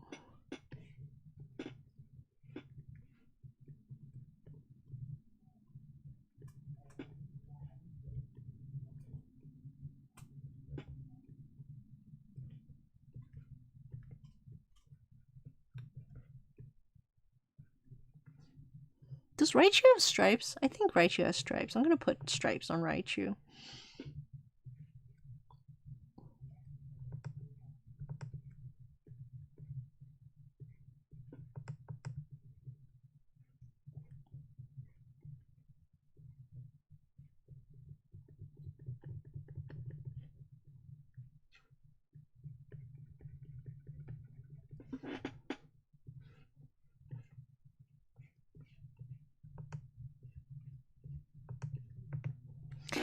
Okay, and since I'm feeling good, let's do Excadrill as well, which I actually know a lot less well.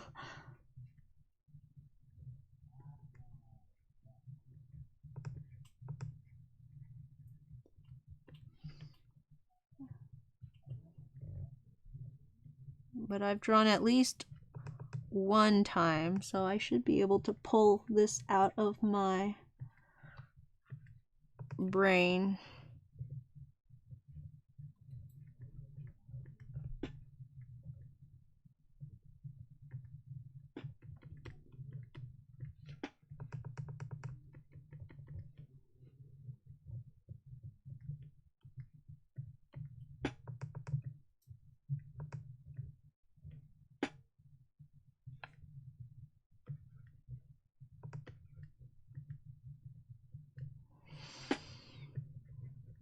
Something like this.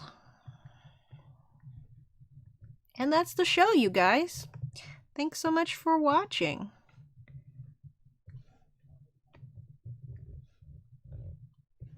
Thanks for chatting with me. Having a good time. And that's the end of August. Our summer is over. Many of us are going back to school already. I wish you all the best. Stay healthy out there. Play it safe. And,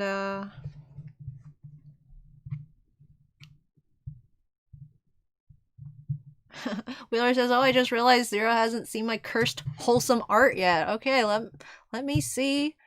We can react to that live on television. I believe it's on DeviantArt, you said? If I go to Pokemon Master Wheeler, the first result is mouse and the second result is me. Let me see if I tagged you at all. My tag is broken. Is it this one? Oh, you evolved him. So I just realized that Ash's Pikachu in the movie alternate reality from the recent movies isn't established to not want to evolve and therefore could totally evolve.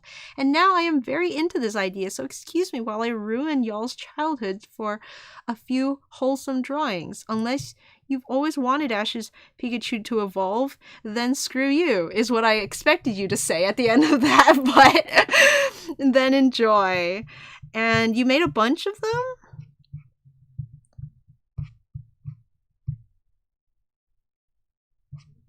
Huh. That's cute.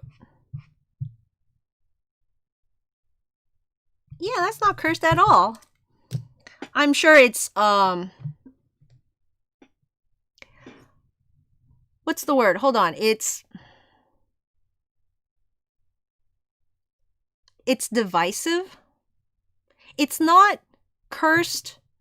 It's definitely cute. But it's divisive. Like, if you're the kind who's like, Pikachu must never evolve, then you would, this would feel weird to you. It would, maybe not cursed, because when I think cursed, I'm like...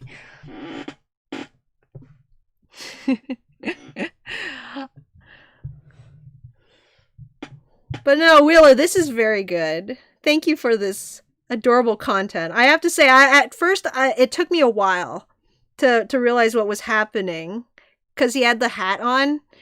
And he had that, like, cute Pika face. But I'm like, wait, something's off here. I can see the why it depends on who you are. It's just, when you said cursed, I'm, like, thinking some kind of, like,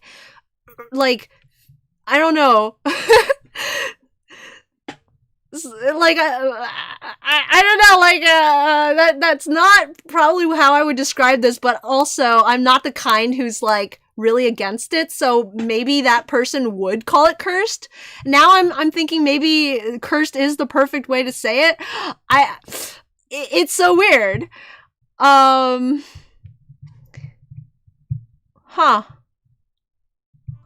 Well, anyway, thank you all for coming to the stream. Let me see, catch up with the chat real quick.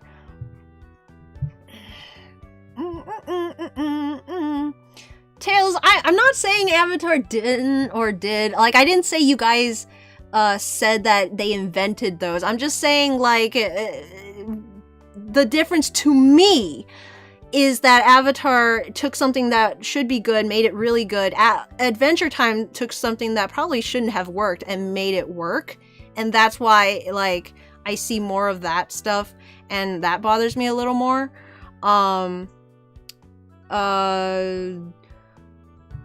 Mouse says, we're not stupid, of course, Outlaw didn't invent them. Again, like, I'm not saying you guys were saying that. I'm just saying that's why it didn't occur to me as much.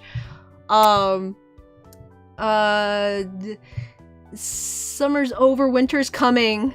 Free as all, winter is coming. Joke's on you, I'm already back at school. Yeah, a lot of you are. Tails, I think, has already started too. Mouse has moved back in. It's not derailing, it's good. Love you, Wheeler, even if you try to ruin childhoods. Got a few more sketches ready. All right, well, thanks again to everyone, and have a good night.